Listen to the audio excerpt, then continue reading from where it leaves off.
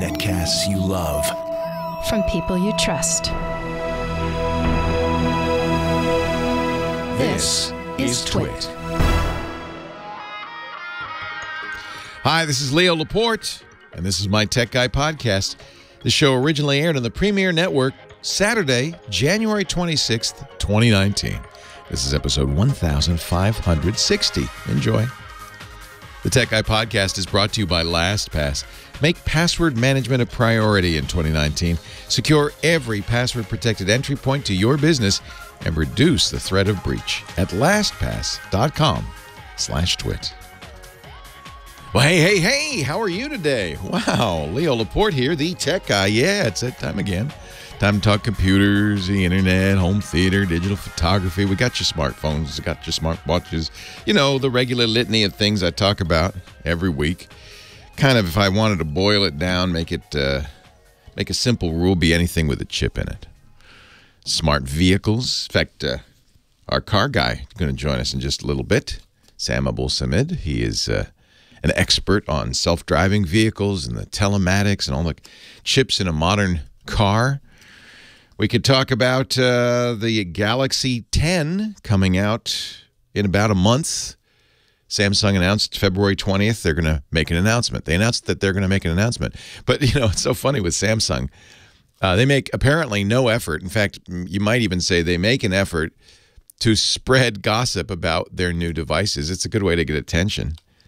So almost all, unlike Apple, where there's at least some attempt at secrecy, almost always before any Samsung event, we know exactly what they're about to do.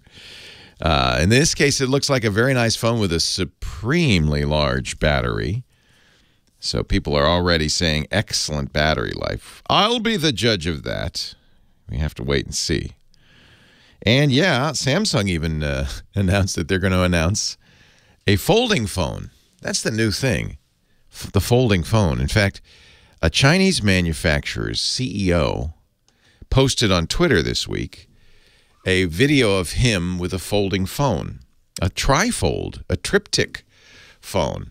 It had two wings. If it unfolded it was almost tablet size, right? And then you folded the two wings back behind, and it'd be like a regular phone size. And all of this is because we now can do curvy screens. And I don't mean permanently curvy screen. I mean, I guess I should say bendable screens, right? You can bend them and unbend them. Wow, I wonder. He did say it was a concept, so that doesn't mean they can make it in any quantity, that it won't wear out after 3 bends. You know, we don't know anything about it. But Samsung's got a bendy phone, too. Foldable phone? Foldable phone is probably better. It's just hard to say. Foldable phone. A foldable phone. There's a problem with Twitter, you know. I don't know if I have mentioned this, probably have ad nauseum, but I got off about in August of this year, last summer, I got off Facebook, deactivated my account, and have since deleted it. Instagram, deactivated my account, and then deleted it. And Twitter, Tumblr too, but who cares? But and Twitter, for a couple of reasons. One, I no longer trust Facebook as far as I can throw them. Now there's new news at Facebook knowingly, and we'll see, but knowingly, according to the report, arranged it so that kids using their parents' accounts would buy stuff in games.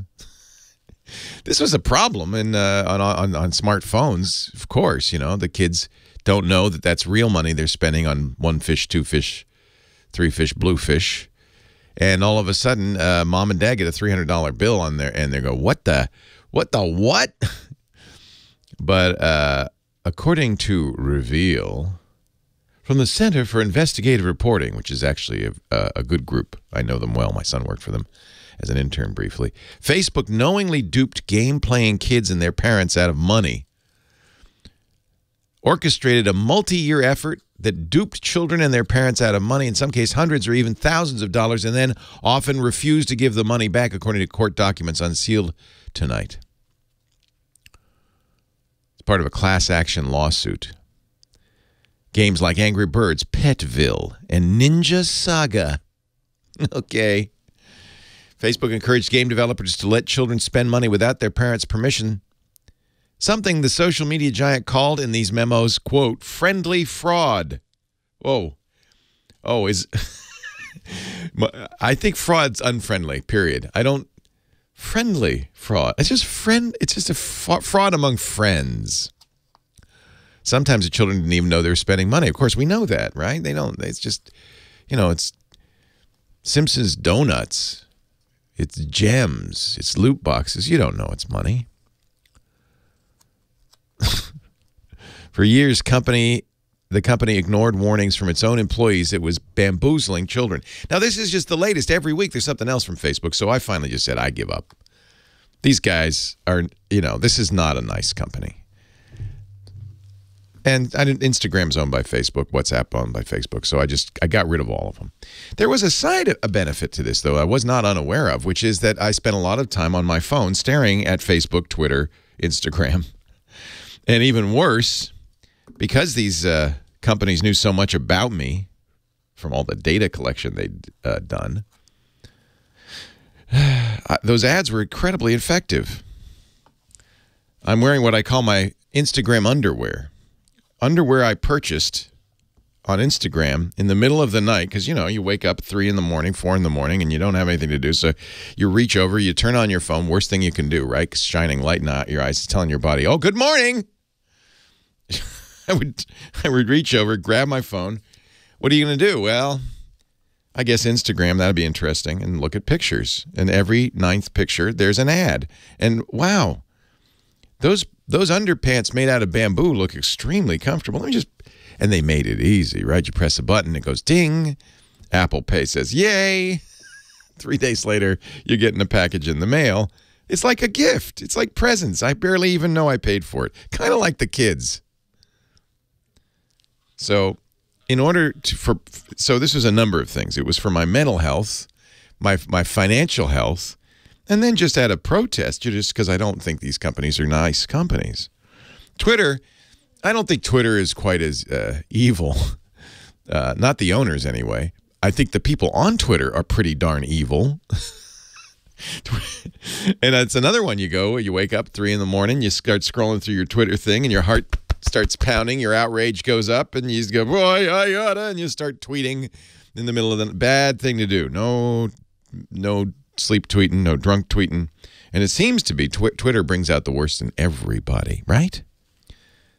It's just it's preying on some base human instinct. I don't know if it's flight or fight or what, but it just fires you up and you type things you regret later. I've done it. Elon Musk has done it. He tweeted a 2-word tweet that cost him $20 million. That's an expense. That's $10 million a word. The tweet was funding acquired. It followed a tweet in which he said, I'm thinking of taking, see, he shouldn't do this in the middle of the night. I'm thinking of taking Tesla private. I think we'll pay $420 a share, which was significantly over the price at that time. And coincidentally, I don't know, had something to do with a marijuana reference. 420 is what the kids use as a code, so their parents won't know they're talking about marijuana, Mary Jane. So maybe I don't know, maybe he was stoned when he did it. I don't know. Then his secondary tweet after that is funding, was it funding acquired, funding assured, funding something. Securities and Exchange Commission looked into it. They said, that's not right. That's not good. It wasn't, first of all. By the way, the funding was from the Saudi Arabian royalty. Oh, there's another problem. And so the SEC said, that'll be $20 million, please. Just send us a check. So clearly, Twitter's bad for your mental health. So I got off of that, too. I want to, everybody, now I don't know if it's addicts trying to drag me back in or people who legitimately say, no, Twitter's good. Oh, Leo, I get so much value. I love Twitter, they say.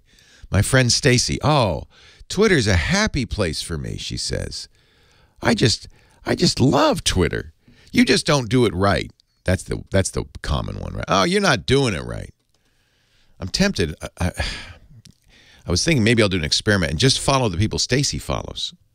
get Stacy's list and follow that. See if it really is the happiest place on earth. I doubt it. I somehow just doubt it. I think I'm better off. Just no Twitter, Facebook, Instagram on my phone, no Tumblr. And you know what happens? I roll over at 3 in the morning, and I look at my phone, and there's nothing on it I want to do, and I go back to sleep. What a revelation. Free at last! 8888 asks Leo, am I doing it wrong? Or am I doing it right? Yes, it's Me Too time with Kim Schaffer. Hello, Kim. You know, if there's not that podcast yet, maybe I'll create it. Yeah. The Me Too podcast. With Kim Schaffer. Come on, girls. Let's talk about the jerky guys in your lives. We already do that. I know. It's just called gossip. So, anyway, hello. I was just listening to your off-air conversation with Big Pee-wee. Oh, okay. I really liked it, personally. So, what was it? Oh, I said something wrong. I said Samable Samid will be joining us. No, not that. The Bohemian Rhapsody. Oh, yeah. Speaking of Me Too, you know that the director of that is... it's not Harvey Weinstein. No, he's apparently, according to the article I read, which was in, I think, The Atlantic, after Harvey Weinstein went down, everybody said, oh, Bryan Singer will be next. He apparently is well known. But his movies are great. He did The Usual Suspects. Remember that? No. Did you like Bohemian Rhapsody? I really liked it. In fact, after I left the movie theater, actually, I was sitting next to people who, they're like, is this your first time? And I was like, yeah.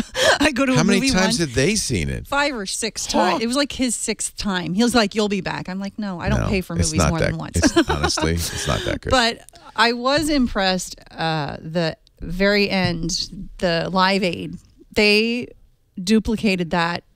Like move for move. It was pretty amazing. So that's an interesting point. I think that's my complaint about the movie is Rami Malek was amazing because he did an amazing impression of Freddie Mercury. But I mean, we can see the original. I don't know. Do we need an impression? I don't know. You know, what we did after the movie was over is we went and we watched, because it's on YouTube, the Live Aid performance. That's what I did. I went home and I watched it and I went, wow, they all really the moves replicated that. I mean, down to the Pepsi cup that was on top of the piano. Right. And they shot it, down to twiddling the knobs and everything. They shot it in one take because Rami Malek, the actor playing the role, said, look, I want to keep that energy up. I don't want to pause. I don't want to stop. I just want to play the whole 20-minute concert. And I guess does he sing? I don't know. Does he sing it? I don't know. I'd never even heard of him until this movie. Well, he was, Mr. Robot. We geeks think he's... I don't fit in with the whole geek crowd. Yeah, I just don't watch any of that stuff. We'll get you. One of us. One of us. Who should I... The Sports Bowl. Oh. Who? Next week. Oh. Actually, that's, by the way, not Sam, but Scott Wilkinson will be coming up, our home theater guy, and that's what he's going to talk about in about 10 minutes. Oh, everybody buying a TV. What right TV to get for the Super Bowl? Superb Owl. You can say Super Bowl. There's this thing that you can't say Super Bowl, Super Bowl, Super Bowl, Super Bowl. You can say it. It's okay. We're allowed. Yeah. We're journalists. Right. No, you're allowed to say it. You just can't use it in an ad without having licensed it. That's all.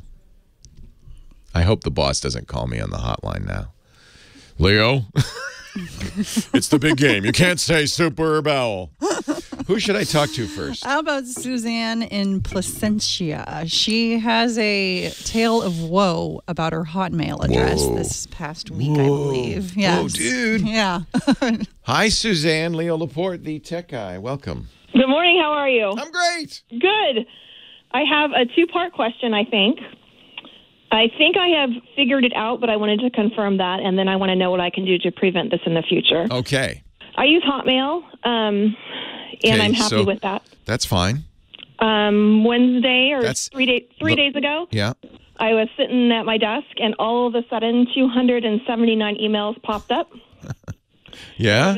Who are they from? Well, I had been, as I went through them, and then I got several hundred more over that day. I had been subscribed to close to 500 different email lists. Somebody doesn't like you. Right. But because I have a little bit of the OCD, which served me well this time, I opened up every single one to delete it. But in the very middle of it was an order from Walmart.com with my account, my credit card, and a GoPro camera to be picked up within the hour to a Walmart branch several hundred miles from my home. So this is a new scam that's very interesting. Yeah, so I immediately called Walmart, canceled that order, canceled that pickup. Good. Cancel that credit card, or at least... Yes. Yeah. I dealt with that, and I'm in the process of, I've deleted all those emails, but now I'm getting 20 to 50 a day because I've been subscribed to these lists. Many of them are in Greek or German or Portuguese. Yeah. So I'm having to use Google Translate to find the unsubscribe link at the bottom because they all appear to be legitimate groups. It's like Lufthansa. Some of them are Lufthansa and Tory. Yeah, they're legitimate. Yeah. So I have to unsubscribe. So this is called, you've discovered a new technique I've never heard of from hackers, and I bet you this is all the rage. Okay. How annoying can you get? Right. When you're a fighter pilot and, you're flying, you're World War II fighter pilot, and the German Zero or the Japanese Zero is coming in on you, and they're about to get you, you launch something called chaff, which is to distract these auto-aiming missiles with a bunch of debris behind you. Yeah. That's what I think. That's what you're seeing is chaff. That's what it seemed to be, and I'm glad that, like I said, my OCD served me well from having to go through every email, and that's how I found the Walmart.com one right in the middle of it. A lucky thing, because the chaff, normally everybody would just, oh gosh, I'll look at it and just delete it, or correct.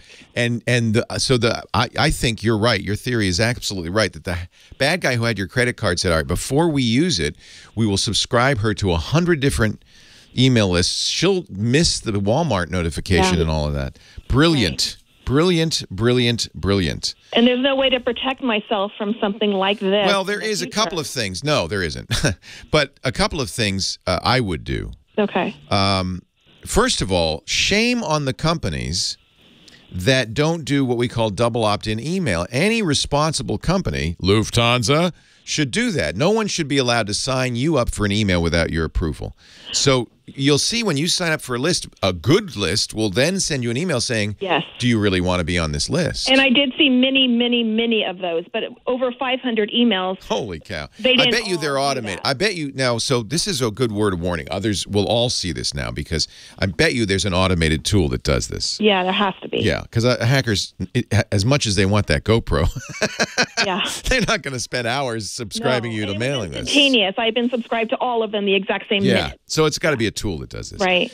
So I always filter all my email. Anything that says unsubscribe in the email, I do put in a filter. That'll help you a little bit with the English language ones. Okay. It's a little harder with the foreign language ones. Right. Maybe if you learn the Russian and Greek and French for unsubscribe, just make filters in your Hotmail that say, if it says that, put it in a folder. That'll delete the chaff. Boy, that is an amazing story. Yeah. Wow. I've never heard of this technique, and I think this is a good one for Brian Krebs, Krebs on Security. He collects these kind of hacker attack techniques. I'll send this along to him. Sounds great. Yeah, thank you. Your instinct was excellent. Well, my OCD is it's great. Good you're OCD. But if you do filter the unsubscribes, then they'll get out of the way, and you would see that Walmart thing. All right. Good luck. Thanks a lot. All right. Bye-bye. Thanks for the heads up. No, the Helm server is not going to protect you from that, although what I do with it, which I love, so you can create multiple accounts on the Helm server, as many as you want. So I have a Leo at, myemail.com. And then, but then I have the main account will accept anything that isn't otherwise an account. So if it's not sent to Leo or Lisa at myemail.com, it'll go into a catch-all. So when I sign up for stuff now, I love this. When I gave Verizon my email, it was Verizon at myemail.com. So, and then I filter all that. And so that way you also will know who's selling your name, selling your email, but also makes it kind of very easy to filter it. Because instead of filtering on the from, you filter on the to. And the email client I use, MailMate, actually does this automatically. You can set a folder in MailMate to automatically have subfolders with all the to addresses. So that's really a great setup for me. I like it. But you can always, it's IMAP, so you can use any one of your clients, put a filter in the client that says unsubscribe, which I do, and then it automatically. But because it's a brand new address, it's amazing. I don't get any spam. Meanwhile, my Gmail address has gotten spammier and spammier and spammier. It's just junk now. Ugh, I'm so glad I'm off Gmail. Here he is, Scott Wilkinson, our very own Red Hot Chili Pepper. He's our home theater geek. Hello, Scotty. Hey, Leo. How's it going, man? Oh, it's going great. This is the quiet weekend. It is. Before the storm. When our 49ers went to the Super Bowl, Lisa and I said, we got to go because it's in New Orleans. And we went, and it's amazing. The week before the Super Bowl, it's just a nonstop party with events, and it's so much fun. So that begins, and there's lots of TV coverage, press conferences and things, the fan fest and all that. But really, it's all leading up to Sunday. Yep. The big game. The big game. And this year, of course, L.A. is got skin in the game, so to speak, with the Rams. Yeah. I mean, it's going to be a big ratings game because you got your Patriots and you got your brand new newly minted L.A. Rams. Yes. After having been here for many years, believe it or not, my father played in the Rams band when they were here long ago. Before St. Louis, huh? Before they went to the Midwest. Long before. The Rams will always be an LA team to me. Always. Yeah. It's the Chargers I'm having trouble with, to be honest. They really seem to be a San Diego team. But okay, anyway. So tell me, is it a good time to buy a TV, or are all the TV guys going to go rub their hands? We can get these people now. Now's the time. It is a good time to buy TVs. Black Friday and the week before Super Bowl Sunday are really the best times to buy TVs. And interestingly, I took a look at the TV deals from Black Friday last November, and now for the Super Bowl, they're not significantly different. I would have guessed the Super Bowl deals would have been even better than Black Friday, but I don't see the evidence for that. They're roughly the same. They're still good. They're great, in fact. So, if you're in the market for a new TV, or you want to get a new TV for the Super Bowl, now is a good time, no doubt about it. We've got a bunch of options. LG is making a pretty big deal about their B8 series, which is the entry-level OLED from LG. The 55-inch B8 is selling now for $1,500, down from $2,300. That's $800 savings, 35%. The 65 B8 $2,300, down from $3,300, $1,000 off. That's pretty damn good. Oh, so they really do get aggressive. Yeah, they do. Yeah. Now, I will say this: the B8 is, as I said, the entry level OLED, and it has a slightly less powerful video processor than the step up, which is the C8. And the C8 is also on sale. The 55-inch is $1,700, only $200 more than the B8. So I'd say go for that if you can. What's the difference? It's the same panel, right? It's the same panel. It's just different video processing. Oh, so it will look better. It would look better. Okay. Especially with lower quality content. Oh, the upscalers are better. The upscaler is better, precisely. Okay. I love my LG OLED, and I know it's a few years old, but it just looks great. It just looks great. And so the C8 is something that I would definitely recommend. The C8 actually comes in a 77-inch. And now we're talking. How much is that? Now we're talking. That is $7,000. No. Down from $9,000. Oh, but that is going to be a beautiful movie theater experience. You got to darken the room because OLEDs need dark rooms. That is, I'd say, somewhat true, but not exclusively true. You know what really is an issue for me is the screens are glary. Yeah, they're very reflective. They pick up a light. So it's not so much that the brightness of the room is the issue. If it's ambient light, that's fine. But when I have windows, I have to really curtain. Otherwise, I see the reflection. Yes. That is absolutely true. Absolutely true. Vizio has also got some really good deals. Their PQ65, which is their P series, top of the line. Performance. P for performance, right? P for performance, yes. And Quantum Dots is the Q, which just basically means a wider color gamut and brighter. That thing gets up to like 2,000 nits, which is really bright. That is selling for $1,600, down from $2,100. Wow. So that's a 24% savings. Interestingly, that's at Best Buy. But if you're a member of Costco or Sam's Club, you can get an extra $100 off. I don't know why that is, but you don't have to get it at Sam's Club or Costco. You just have to be a member, or you get it there. Oh, you have to get it there. To get it there, you'll save an extra $100, but you have to be a member to go there. Yeah, you can't buy it there. Okay. Yeah, well, you can if you're a member. No, without being a member. Yeah, okay, yeah, right. No, exactly. it wasn't like you just go online and order it and say, here's my number. No, you have to go to Sam's Club. I just want to clarify that. I think that's true. Yeah, but Best Buy is still a good deal. Their other P series are also, on pretty serious sale. The P55, not the Quantum Dot one, but the regular one at 55 inches is $650. That's pretty darn good. Pretty amazing how cheap the 65 is $900. Yeah. Sony has a bunch of TVs on sale. They are specifically touting the 75-inch X850 for $1,800 for a 75-inch TV. Holy smokes. But it's edge lit. The backlighting has the lights around the edge. And I never like that as well as TVs that have back LEDs right behind the screen, which is the X900 series. And those are also on sale, although not nearly as good of a sale. Yeah. The 65 X900, $1,600 down from $2,000. That's 20% off. Boy, the X900 has an 85-inch version. Man, that is going to be awesome. That's $4,500 down from $53. Still can't beat my 100-inch though. That's true. Oh, that Hisense. Oh man, it's perfect for the Superb Owl. Oh, because man, of the side viewing, and we have it in a great room that is bright, but it looks great, and it's not reflective. That screen is matte, so it really totally matte. Yeah. Oh yeah, and that's the other thing. The other it's expensive. reason yes, it's $10,000. Yeah, sorry.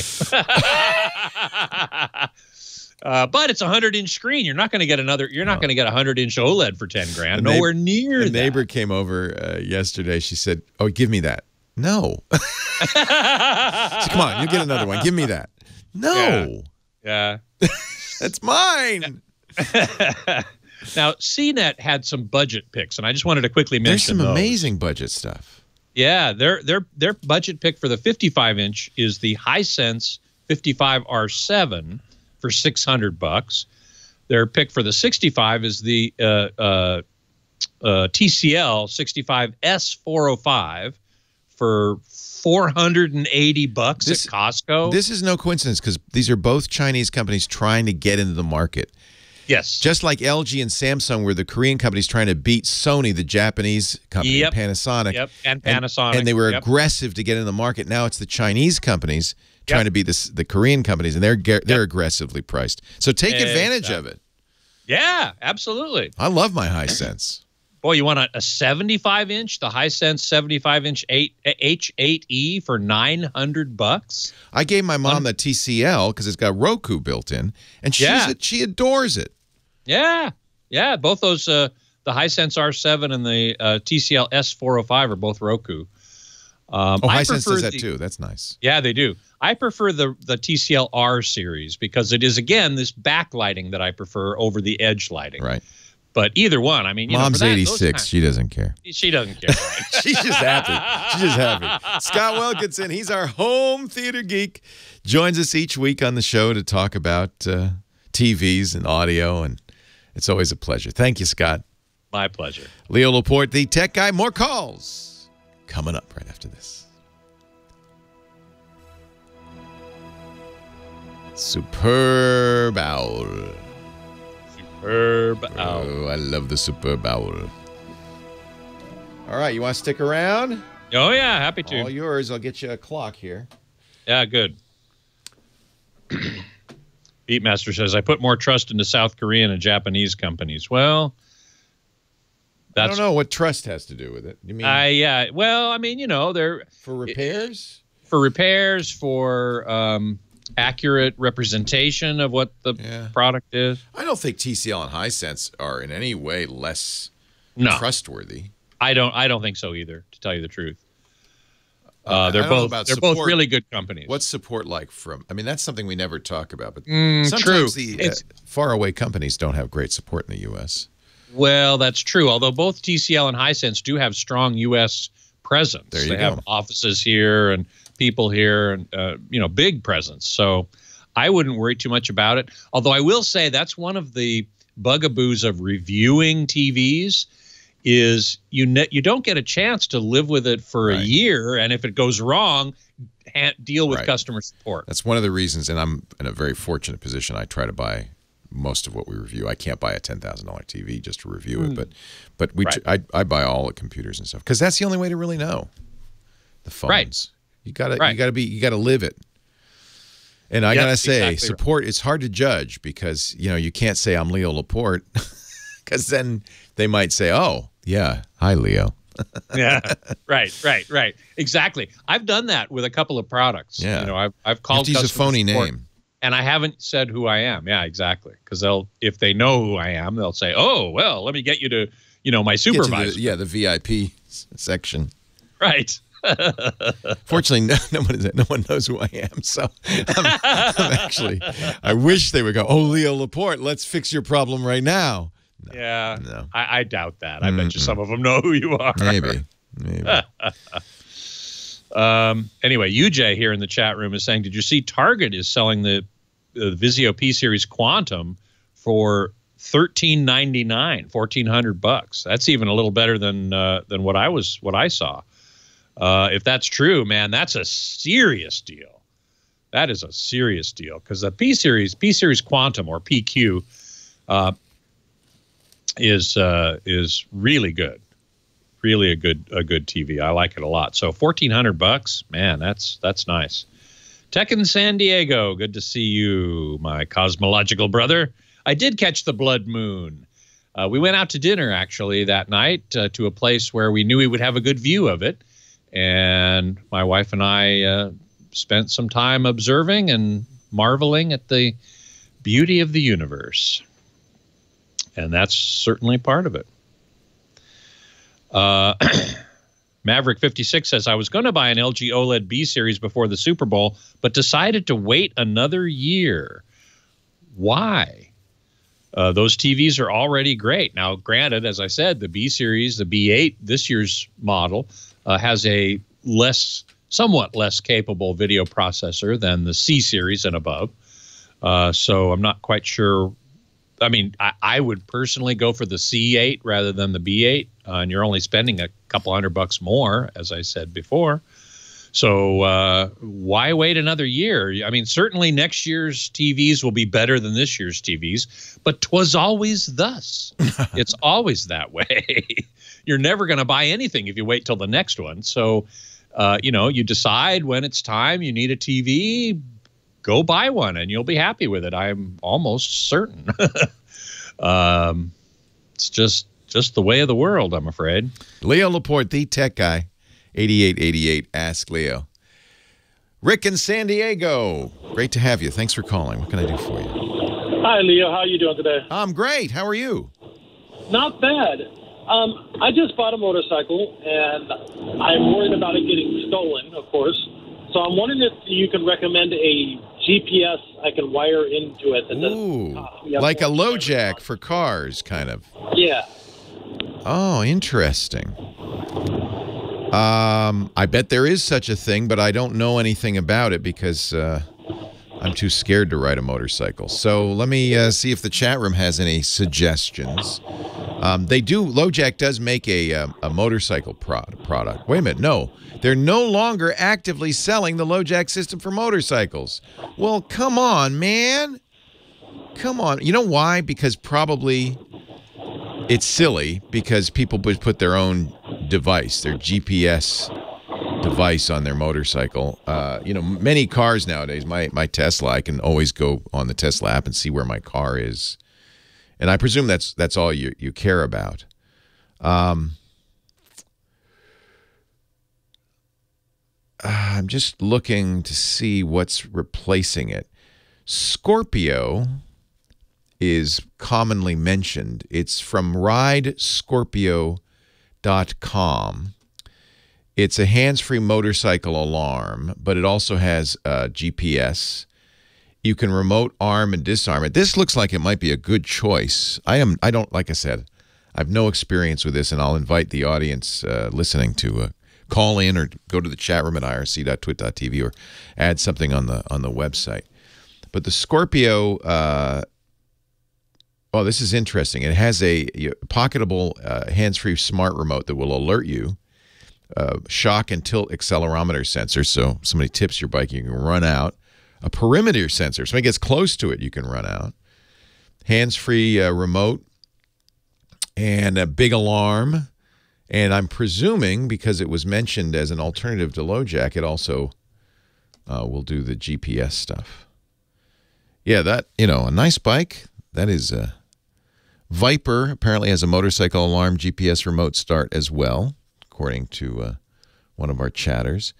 And Scooter X has found an article that we'll put in the show notes at techguylabs.com. Best motorcycle guy. I don't trust this. I'll tell you why, Scooter X. The website's address is bestmotorcyclegpsguide.net. Usually, when you see sites, this is a little tip for everybody, that something like bestwebhosting.com, bestmotorcyclegps.net.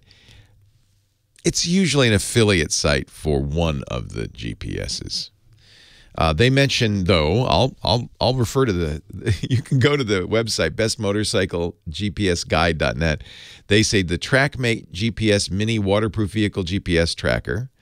They do mention different companies, so maybe this is a little more independent. TrackMO, the TRKM 007, the AES RGT90, the Race Logic, the ATIAN, but it seems like there's a lot of these. Fortunately, there's a site called bestmotorcyclegpsguide.net where they put all the reviews. According to Scooter X, it's one of the longest established and most respected sources of motorcycle GPS reviews online. Since 2013, our professionally written and well-researched reviews have guided many thousands of motorcyclists through the process of selecting and purchasing a GPS for their motorcycle. Well, if they say so, it must be true. So I'll believe them. But there's some choices. I got the Scorpio recommendation from Reddit's Motorcycles subreddit. I have to say, Reddit's an interesting, we were talking about social networks and how I've gotten off Facebook and Instagram and Twitter. And then people say, but Leo, you're still on Reddit. And, Reddit is prey to some of these problems with social media, but it tends to have longer, thoughtful posts. And if you go to a subreddit in a topic you're interested in, say motorcycles, I think you get real expertise and aficionados. Now, often the posts start well, and then the comments decline in a Reddit-like fashion. Redditors love puns. They love self-reference and internal reference and inside jokes. And so there's a ton of inside jokes on Reddit. And so often Reddit threads will degenerate into inside jokes. But usually the first couple of comments are good, and the post is usually valuable. And so this is where on the it's reddit.com/r/motorcycles, Scorpio is recommended. So I throw that in. I use Reddit a lot for news. I'm a fountain pen aficionado, so I follow the Reddit fountain pen subreddit. It's a useful. So there's some social media that's useful. Reddit, like anything else, has terrible, terrible things inside in some places, and so I stay away from those. And the places I go on Reddit are pretty great. I sound a little defensive, don't I? Let's go to Sam in Torrance, California. Hi, Sam. Leo Laporte, the tech guy. Hey, Leo. Thanks for taking my call. My pleasure. Hey, I have been thinking about getting, one of those personal assistants, Echo, the Alexa, Siri, to connect to my Sledge electronic front door lock. My concern is the security, because when I'm asking it to do something, it's going somewhere, and who's to it's really a speaker and a microphone in my house. Yep. Attaching me to something else. Even worse, some of these have cameras. Yeah. How do I secure it so that somebody can't hack in, open my front door, or, you said, look in somehow or listen into conversations? Well, first of all, they're all roughly the same in that regard. Some of it's going to come down to, and one thing people are concerned about is, well, that means Amazon knows everything I'm doing, or Google knows everything I'm doing, or Apple knows everything I'm doing, or, I guess if you used Cortana, Microsoft knows everything I'm doing. I would say it's really between Google and Amazon. So step one is, do I trust those companies? And I have to say, there's no evidence, and never has been, that either company's doing anything to spy on you. So you asked the second most important question was, how do I keep them from getting hacked? Any IoT device, the Internet of Things device, these are Internet of Things devices. That is, things not computers that are connected to your internet. Any one of them can be a real threat to you in a number of ways. Of course, if it's got a microphone and a camera, you're legitimately concerned about a hacker turning those on. Mm-hmm. That's completely legitimate. We've seen in-home security cameras easily hacked in the past. The FOSS-CAM was so easily hacked that there was a website dedicated to people who had FOSS-CAMs, so you could look at anybody's house, look and see what they were up to. It was a nightmare. Having learned that lesson, I think there is a real move towards more secure IoT. But as of right now, it's kind of up to you to choose products that are supported by good companies that keep the stuff up to date, and then to secure your own network. Now, I have to take a break for the top of the hour, but stay tuned because I think this is worthwhile.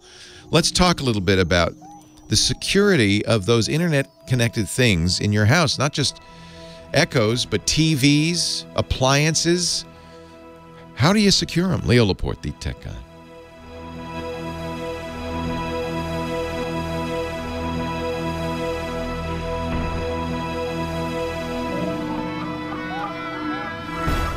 But meanwhile, we send you to Scott Wilkinson, our home theater guru, for another fine 8 minutes and 35 seconds. Have fun. Well, thank you so very much. I will.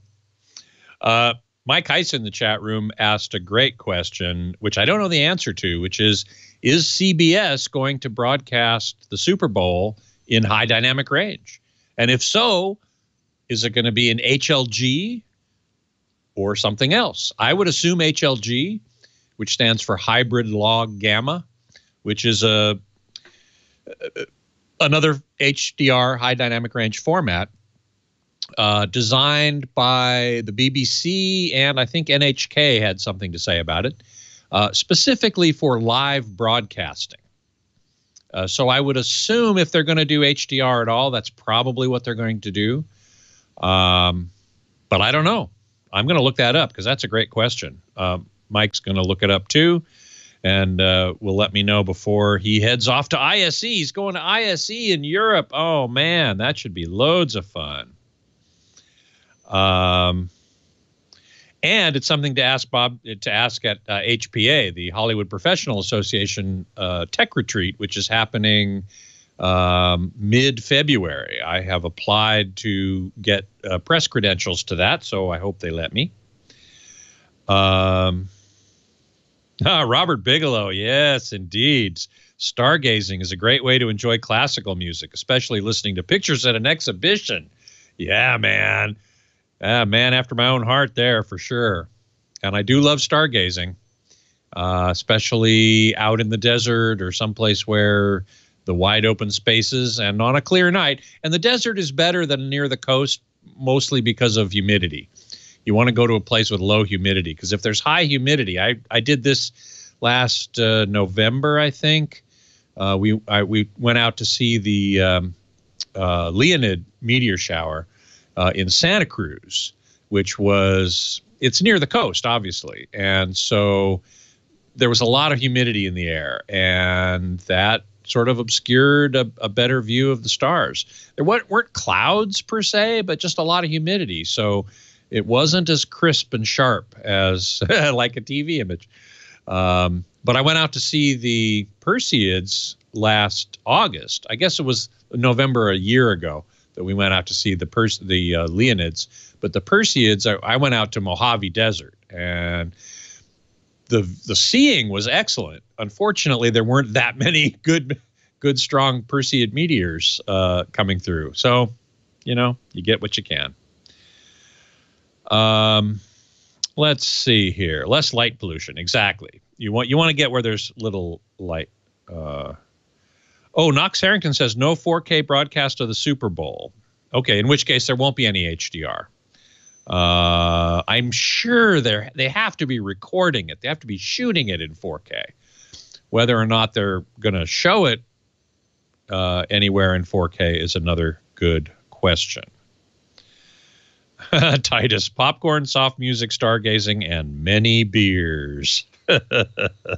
Well, yeah, I suppose out in the desert, you know the story. You only rent beer, you don't buy it, so you need to be able to get rid of it somehow. User 9601, HDR stands for highly doubtful referees when it comes to football. I have to tell you, I will not be watching the football game. I object to football on the grounds that it basically injures most people who play it in a very bad way. But I will be looking at the commercials and maybe the Super Bowl show, the halftime show, because I think they got Maroon 5 and I think Cardi B. I'm not sure. Not my favorite groups, but it's always a spectacle, and I like spectacle. I even went to see Kiss once because of the spectacle, not because I like Kiss necessarily. I did get some good photos though. I'll be recording the Super Bowl so I can watch the commercials and zip through the game because I have no interest in the game whatsoever. But if you do have an interest in the game, getting a new big screen TV would be a good thing. Mike Heiss is saying shooting with some 4K cameras, just as with 8K, but for internal production and not the whole game. I'm sure that's true. They'll have a variety of cameras on the field. Tech in San Diego, I have heard of Pluto TV. Don't know much about it, but I have heard it. Web 0197 says going to use 8K cameras for replay in the end zones. See, that is great.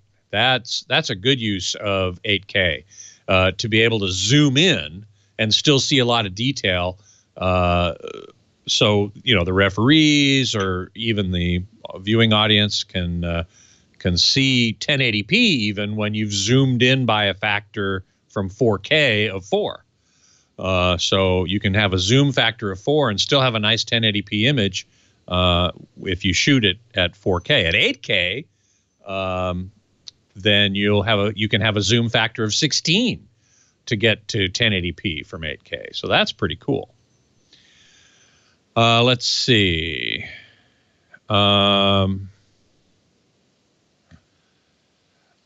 Scooter X from Netflix, RE Sony TVs and Netflix PS4 app.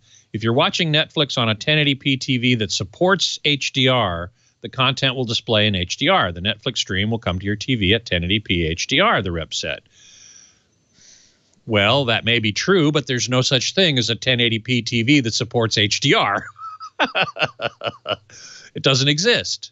There were no 1080p TVs that supported HDR. I would love that if they did, but they don't.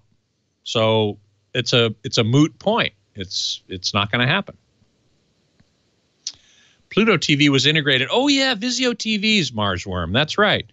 That's right. I do remember now the news item that said that Vizio had integrated Pluto TV. Alan Smithy, recommendations for 42 or 44-inch TVs for those of us living in small apartments. Yeah, that's a good question. I don't spend a lot of time looking at that size of a TV. However, I will say that in my research for Super Bowl TVs deals, Best Buy has the 49-inch X900 Sony for $1,000. Not much of a savings, down from $1,100, a 9% savings. But that would be an awesome TV, Otherwise, I would probably look at Vizios.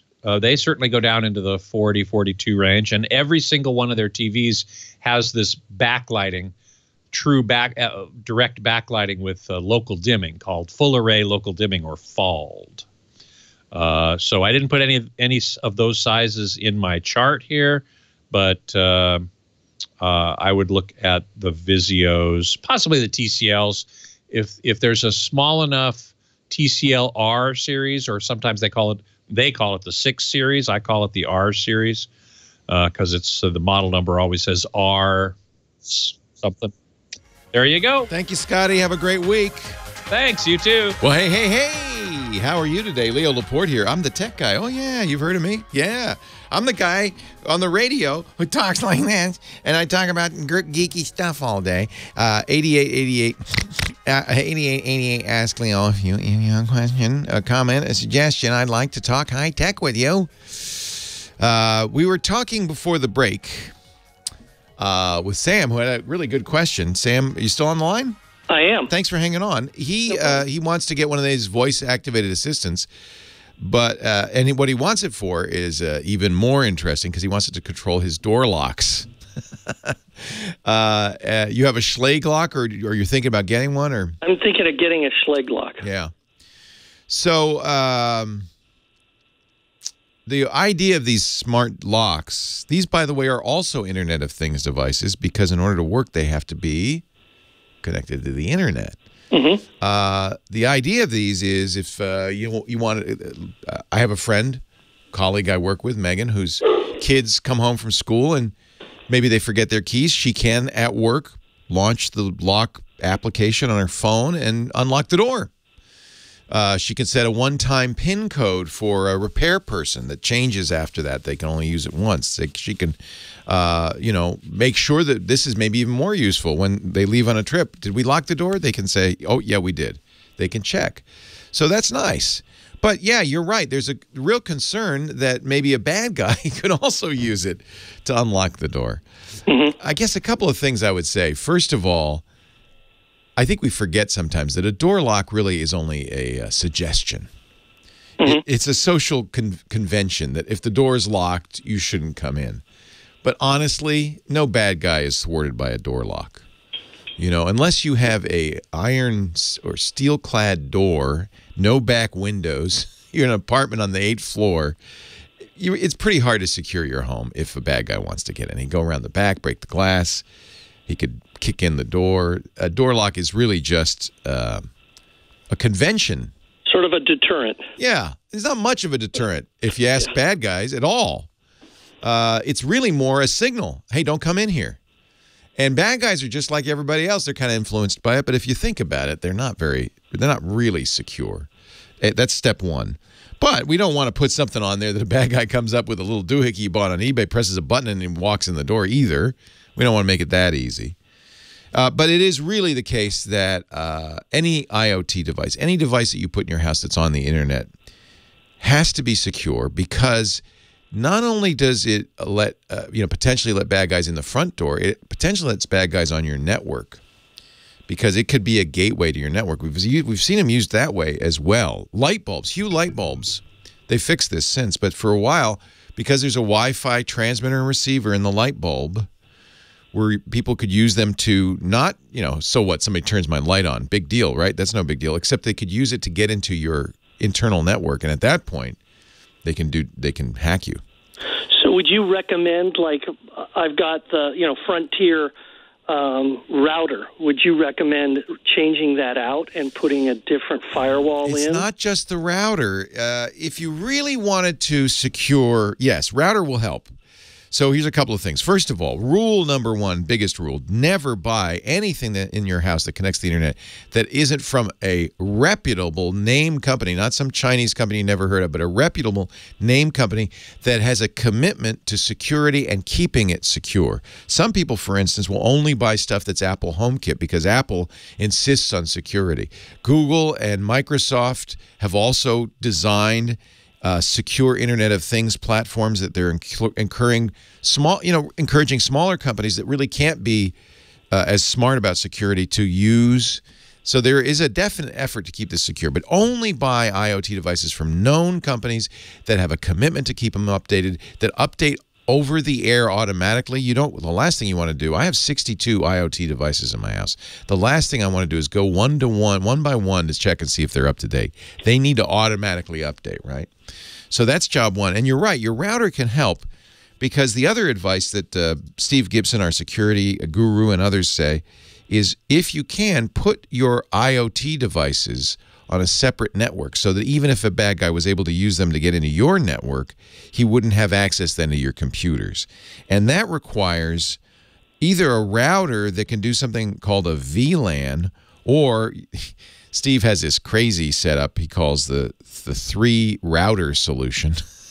But you don't want to buy 3 routers, trust me. You can make a secure network with 3 routers. Better, though, to look at a router. For instance, the Plume routers, which I use the Plume and Eero at home. My Plume routers have a way to give create a network that has only internet access, no access to any other devices on the network, and that's the network that I put the IoT devices on, right? So that way they get internet access, but they're isolated from the rest of the network. So you should look. Your Frontier router, of course, it came from Frontier, so it's going to be the cheapest thing they could find. So you may want to look at replacing it with something that can do. The technical term for this is VLAN or virtual LAN. But really what you're looking for is an isolated, you've seen probably routers that have guest networks. This is not a guest network. This is better than a guest network because a guest network doesn't isolate the guest. It just has a separate password. It doesn't isolate the guest from your main network. You want a network that is internet only. You want an internet only network just for the IoT devices. That would help. Now, would I need to put like another drop or something into the house, or could I use the same router? Well, that's why the 3. Yeah, in either case, the 3-dumb router solution you don't, but it's really crazy. You can, if you Google 3-dumb routers, you'll see the setup. Better though, and I wish I had a list of routers that I could recommend, and I should start working on this. But I bet you ASUS. They make some very, very good routers. Look and see if the specs, maybe somebody will call and let us know. If you can create a separate network.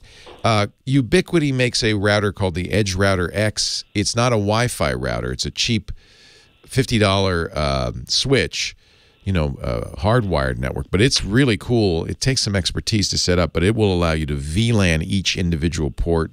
So you could have up to 4 segmented networks that don't talk to one another. This is a higher end issue, but I think increasingly I would like to see companies say, we have a separate network for IoT devices. That's what you want. You want a separate network for IoT devices. As I said, Plume can do it. Ubiquiti can do it. I bet you the ASUS routers could do it. Well, I'll do some research, maybe try to figure this out. And then, of course, there's always the issue if you're going to get a home lock, get that from somebody really reliable, because we've seen exploits that allow bad guys to unlock those locks. Any recommendations? I think Schlage is good, actually. Okay. I haven't done as much work on this as I'd like to. August is also very good. I've heard good things about the August locks. Do some research. Google the lock brand and the word hacks or exploits to see if there's any known exploits, that kind of thing. Unfortunately, it takes some effort. Google Google's Nest makes a lock that also, I actually, when it comes to security, you may not trust Google when it comes to privacy, but you can absolutely trust them when it comes to security. They're the best security company out there. And anything that you'd bought from Google, including the Nest products, I think would be secure. They have a high priority on that. The Schlage is compatible with the Apple HomeKit. That's another thing. If it's a HomeKit compatible, Apple has a very high standard for security as well. And while I don't know if Apple does security audits of the companies that have HomeKit, I doubt they do. It's usually, because it costs a lot to be HomeKit, it usually is a sign this is a good product. Okay. Well, great. Thanks for your input. Yeah, you're asking great questions. I'm glad you're thinking about this. And yeah, you have to think about the convenience, because that is a great thing. That's a great thing. It's just the convenience sometimes trumps security. So as best you can, you want to get both. I appreciate the call. Great question. We'll be spending more time on this, and I need to do some homework and look for routers that will support a private network for IoT devices. And I suspect that in the years to come, that will be absolutely a feature that router companies will tout. Leo Laporte, the tech guy. I'm going to do a little research on securing your router for IoT. And I'll be back right after this.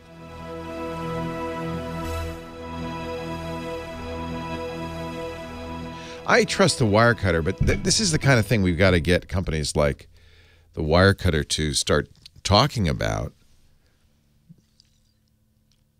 You know, this is one of the features that I think everybody has IoT devices now. They recommend the Netgear Nighthawk, which is a very nice router. I wonder, does anybody have a Synology router? I bet you Synology, because they have a lot of features. Does Synology let you do a VLAN? Anything? Yes. The answer to your question is my Wi-Fi weather station a security risk? Yes. Anything that is connecting to your router, anything that has Wi-Fi, is a risk. And here's the risk. If there's a flaw in that weather station that allows somebody from the outside, they have to be near enough to get into your Wi-Fi, but somebody from the outside to attack that weather station and then use it as a gateway to your network, that's the risk. So any IoT device can, if it has a flaw, and many have, be used to get into your system. By the way, your router is an IoT device too. Leo Laporte, the tech guy. We're trying to figure out what would be a good router choice for a home where you have a lot of IoT devices, which means everybody, because even your router is an IoT device. And in my opinion, what would be very handy is a router that allows you to isolate the IoT devices on their own sub-network that can't communicate with the main network and just with the internet, right? And the reason would be that then if there's a flaw in that IoT device, it can't become a gateway into your house for bad guys. That's just one of many possible security issues, but it's a not insignificant one. There are disadvantages to that. By the way, somebody in the chat room, Professor Tracy, says, I use an Asus RT AC87U, and it does support VLAN. That's the technical term, a virtual local area network. A VLAN is a way to create logical local area networks that don't talk to one another. And that's exactly the feature you want for an IoT device. This is a little more technical. I'm sorry if I'm getting a little too geeky here for you. But there's one. And I wouldn't be surprised if more of the Asuses did. They seem to be very feature-rich. The problem with this, as John pointed out, is that some of the devices that you want to put on your network need access to the rest of the network. I'll give you my kind of critical example is my Sonos Wi-Fi speaker system. I need them to be on the same network my phone is, or that I can't control them. Now, I guess I could put my phone on the private, the public network, or the what we need a name for this. I'll call it the IoT network. I guess I could put my phone on the IoT network, but then it wouldn't have access to any of the other devices on my network. This is really the fundamental law of security is there's a trade-off between convenience and security. More convenient usually means less secure. 8888 ask Leo the phone number. Jack, Garden Grove, California. Hi, Jack. Hi there, Leo. Welcome to the show. Hey, I've been around since screensavers. Wow. Since 1998. Yep. Well, those were the days. It was a lot simpler then, wasn't it?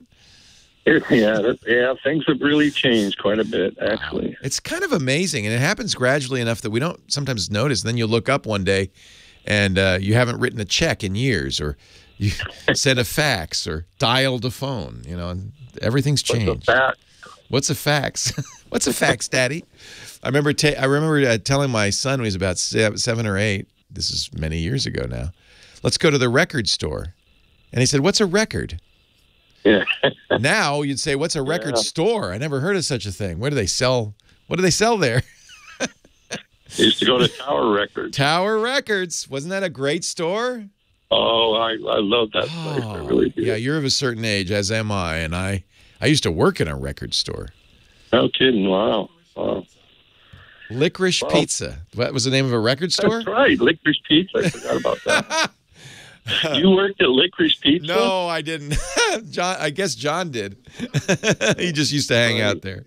Great. That is the 60s right there in a nutshell.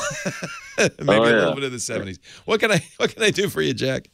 Well, I've got an iMac that has El Capitan on it still. And about 2-3 weeks ago, my iMovie and GarageBand just stopped working. And it's, I went and looked around and checked, and it says I need to upgrade to the newest operating system. But man. A lot of times I try to avoid doing that. It's a little different on the Macintosh. You can do it safely on the Macintosh, especially since you've waited a while now. You think so? Yes. The real question is how old your machine is, because older Macs sometimes can't be upgraded. No, this one can be. Okay. Pretty sure. I would absolutely upgrade. I'm not sure why iMovie stopped working. We're going to head into crisis land in the next version of Mac OS X because no 32-bit applications will work anymore. Mojave's the last version. And so that means a lot of applications that people love will not be, if they're not updated, will not work at all. But you could safely go to High Sierra, for instance. iMovie would work again. You wouldn't even be using the most recent. I would go to Mojave if you can. I think Mojave's quite stable and solid. Just go to Mojave then. Yeah, I would. Oh. Yeah. Why do you think it would just stop working, though? Why?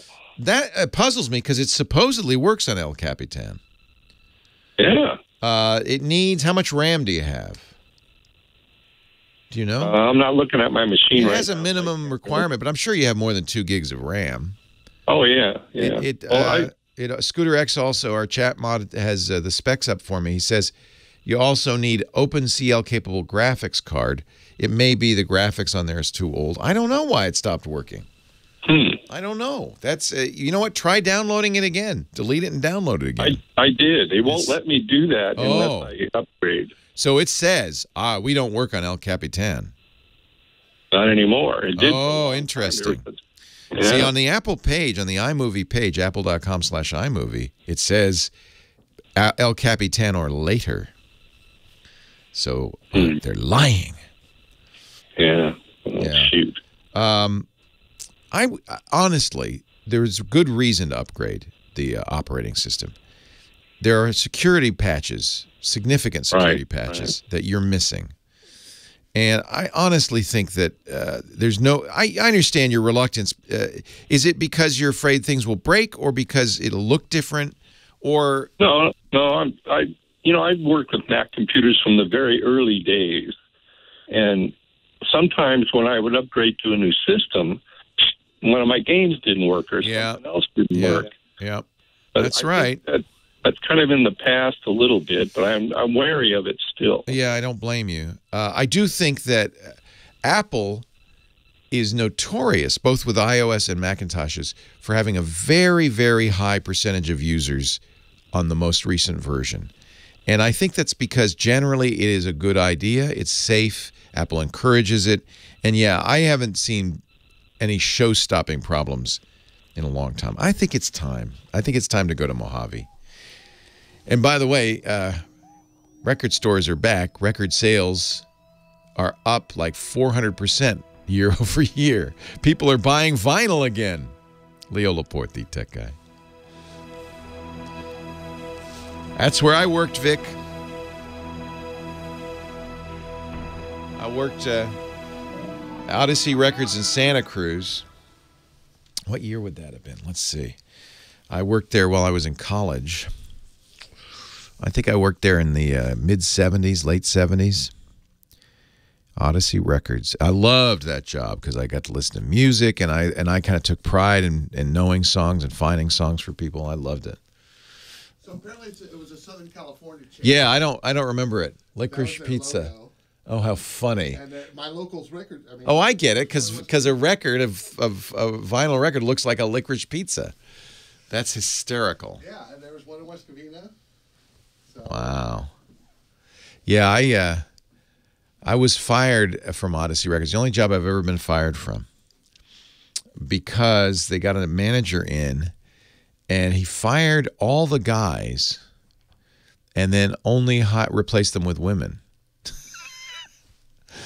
So I didn't take it too personally because I was a good employee. I don't think he fired me because he didn't like me. I think he fired me because I was a guy. I don't know if this was a marketing plan of his or whatever, but it didn't save the record store. My daughter briefly had a USB turntable and records. Problem is, it's cool, it's fun, it's retro, but you can't really claim they sound better. Yeah, they're pure analog, but they don't wear well. They get scratches and pops and hiss. So you can't, I know some audiophiles say, oh yeah, it's better. Yeah, I don't know.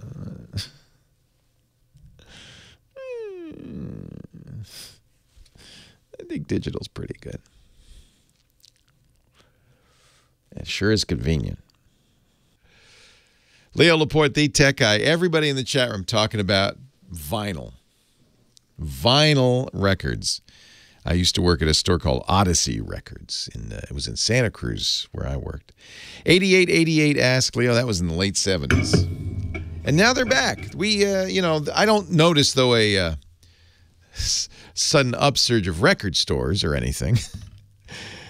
Actually, VHS video. Remember Blockbuster? Whatever happened? Do you have I wonder, do you have a movie rental store in your town? Probably not. We don't have that, or a record store. We did have a warehouse for a while. They're all gone. All gone. It's funny how it creeps up on you, doesn't it? 8888 Ask Leo. Robert Long Beach, Leo Laporte, the tech guy. Hi, Robert. Hey, Leo. How are you? I am great. How are you, sir? Terrific. Great to hear you talking about old vinyl. Brings back a lot of memories. But I do have a question for you. So we're cleaning out the garage, and we've got a lot of old computers, and don't know what to do with them. Can't really start them up to really erase the hard drives. Don't necessarily have the power adapters and whatnot. Is it safe to bring them to like an e-waste collector at our kids' school, where our data might be still on the hard drive? Yeah, that's a great question. Just depends how much you trust the e-waste guy. There was a guy at MIT named Simpson Garfinkel, who's kind of a legend in my business. Some years ago, bought, I can't remember, 100 hard drives off eBay, used hard drives off eBay. There were hard drives from ATM machines that had a record of transactions and ATM numbers never erased. There were many old hard drives for people with their credit card numbers. He said almost all of the drives he bought still had data on them. And I don't think that that's changed. In fact, I think it's worse than when he did this. He did this some years ago because our hard drives are bigger. They have more data on it. And I think more people have them with less attention to exactly what you're asking.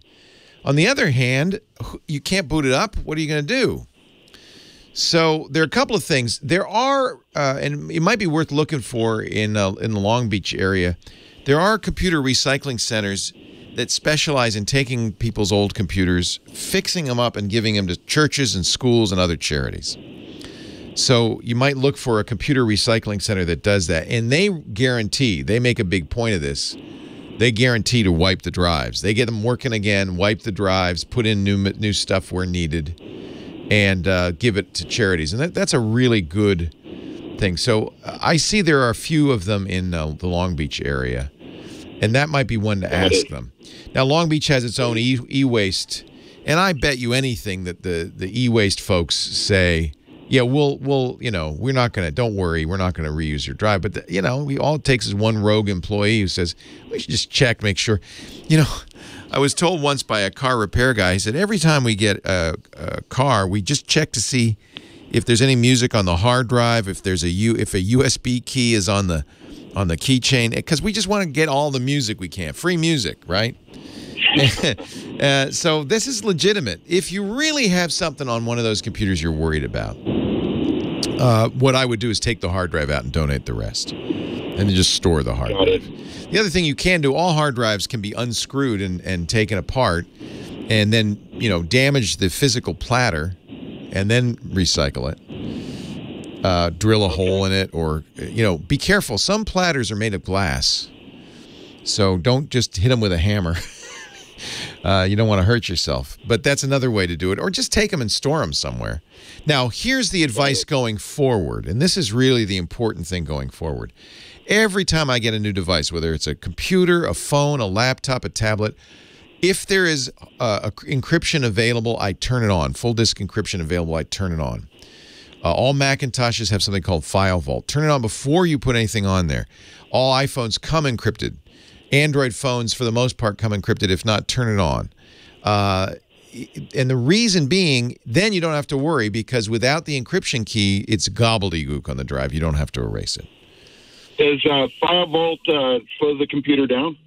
No, not at all. Okay. Highly recommended on all Macintoshes. Especially, this becomes even more important with solid-state drives, because even if there are erasers that will write data over your existing data, then erase it, then write it again, do it a couple of times. Things like Derek's Boot and Nuke, which is a Windows program, DBAN. If you search for DBAN, you'll find it. But that doesn't do an effective job or fully effective job on solid-state disks because of how solid-state disks work. They do something called wear leveling, and bits of your data may escape a boot and nuke. So it's really hard to fully erase solid-state drives. So, again, if you've got a solid-state drive, which you do in every phone, every tablet, and most computers nowadays, even more important, make sure encryption is turned on before you put anything valuable on there. If you do that, you don't have to worry about it ever again. I understand these old computers who knew about encryption back then. Leo, thank you so much. My pleasure. Great question. Derek's Boot and Nuke is a useful tool. Most operating systems now have a secure delete. I know Windows 10 does and Macintosh does. The secure delete does the same thing. It overwrites the data.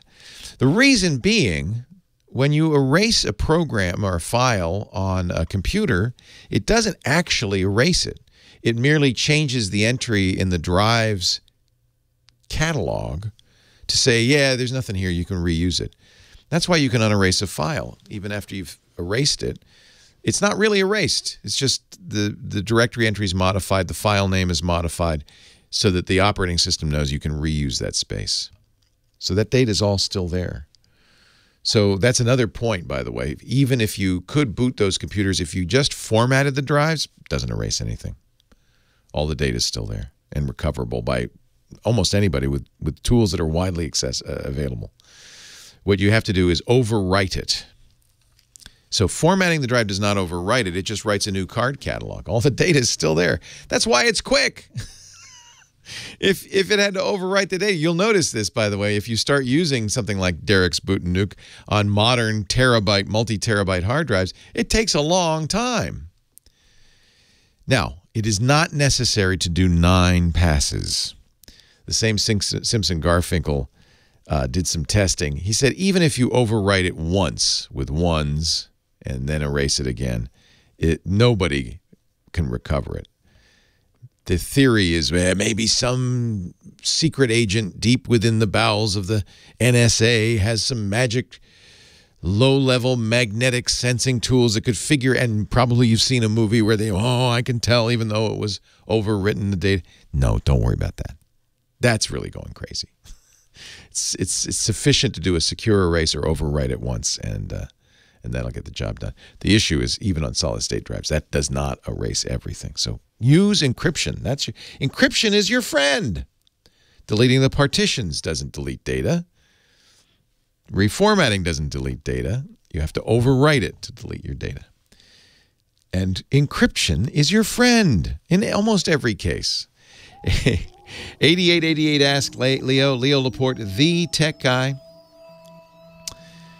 If you want to join us in the chat room, irc.twit.tv, the website, free to everybody, techguylabs.com.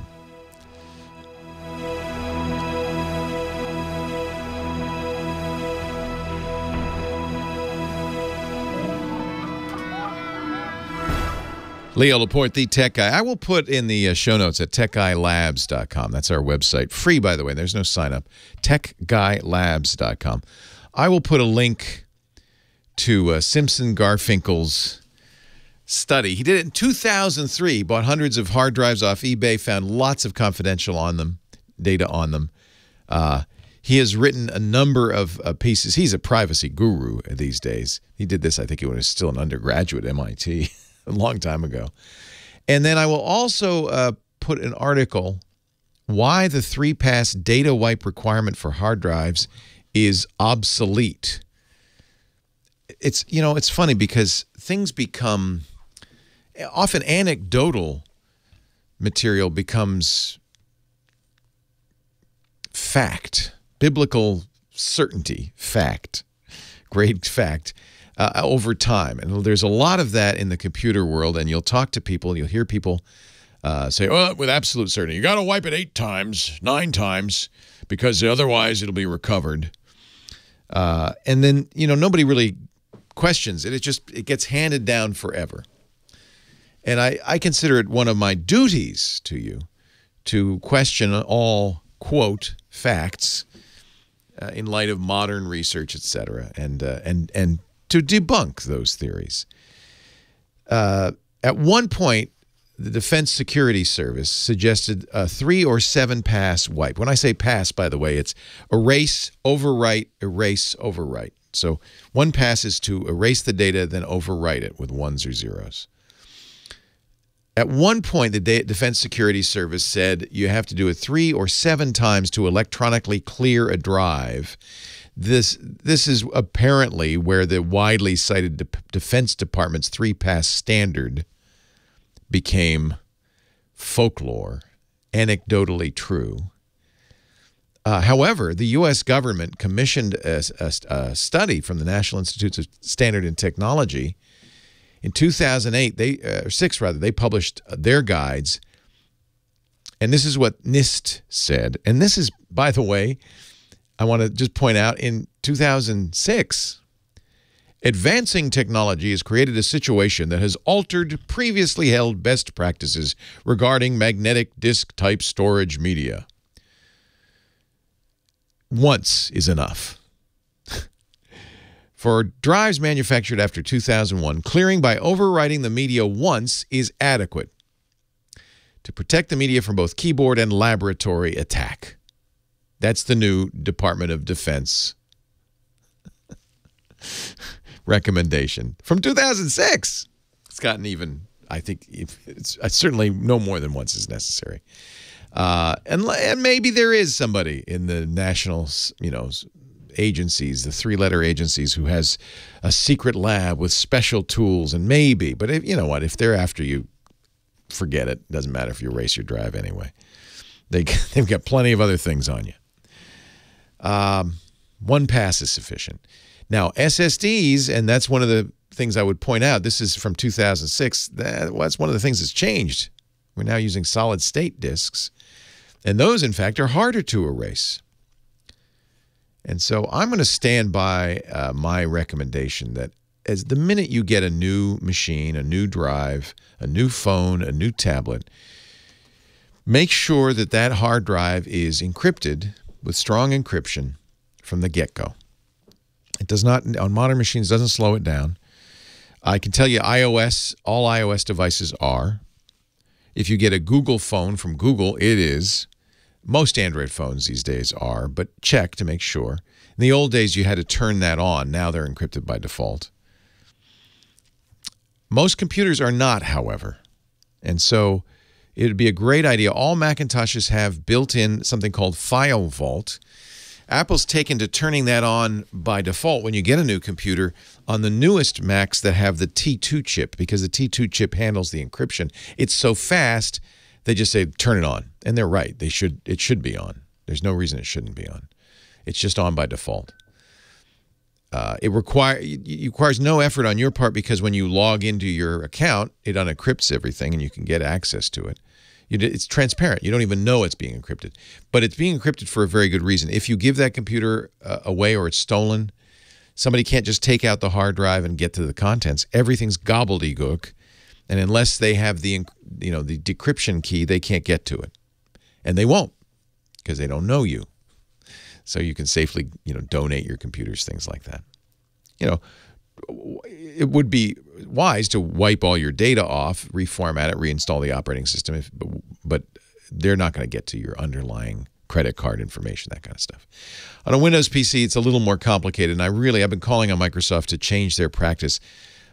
If you buy Windows Pro, the higher-end version of Windows, you have something built in called BitLocker. Turn that on. Pay attention to their prompts, though. You want to make sure you keep a copy of the certificate. BitLocker says bit some people because they think they can get the data if they take the hard drive out and put it in a new machine, or they, delete their account and start over. It's tied to your login, and make sure you keep a copy of that certificate. It will warn you and tell you, don't go, okay. Follow the instructions if you're turning on BitLocker. Unfortunately, the most common version of Windows Home, does not have it. Microsoft really ought to include that in all copies of Windows 10. For all of our sake, Microsoft, please, I beg of you, make BitLocker available to all users of Windows 10. Unfortunately, if you have Windows Home, you're going to have to use a third-party full drive encryption tool. That then becomes much more complicated. The one I would recommend is free. You can look it up. It's VeraCrypt, VeraCrypt, but it's more complicated. And remember, if you're using a solid-state drive, doing this after the fact doesn't guarantee that data is invisible, because solid-state drives leak information. They store information on sectors that then are not used again. They're not seen. It has to do with the mechanism the drives use to protect themselves, called wear leveling. So you want to, on a solid-state drive, you want to use solid-state encryption from day one, full drive encryption from day one. VeraCrypt is a good choice for Windows Home users, but Microsoft really needs to support this automatically, as Apple does with iOS and all Mac OS, as Google does with all of its Android devices, and most Android manufacturers do. It's part of Android now. It's built in. Encryption is really the best way. Then you don't have to worry about secure erasing or anything. Your drive is just filled with meaningless garbage unless you have the key. Ron, Payson, Arizona. Hi, Ron. Leo Laporte, the tech guy. Hey, Leo. How you doing? I'm well. I just took you off speakerphone. Does that sound better? Much better. Okay. First of all, thank you for all the years of education that you've provided me. I was a computer science instructor at a community college in Southern California, and you were my favorite way to keep up to date on what was going on. Thank you. And thank you for sharing that with your students. Oh, sure. Yeah, I shared lots of useful information on how to keep secure and so on and so forth with them. As a matter of fact, I got my undergraduate degree at Arizona State University in the late 70s and took a class there. My degree was in education. I took a class there on using computers in the classroom. And this was wow. In the mid-70s. It's probably the Apple II or something like that. Hey, I got to take a break for news at the top of the hours. Hang on. We'll get to your call right after. I do want to mention that Titus tells me Windows 10 Home will enable BitLocker if your machine has a TPN chip, which is nice. That means the Surface devices do support BitLocker even if you have Windows Home. So check it out. If you've got it, turn it on. Absolutely. Leo Laporte, the tech guy.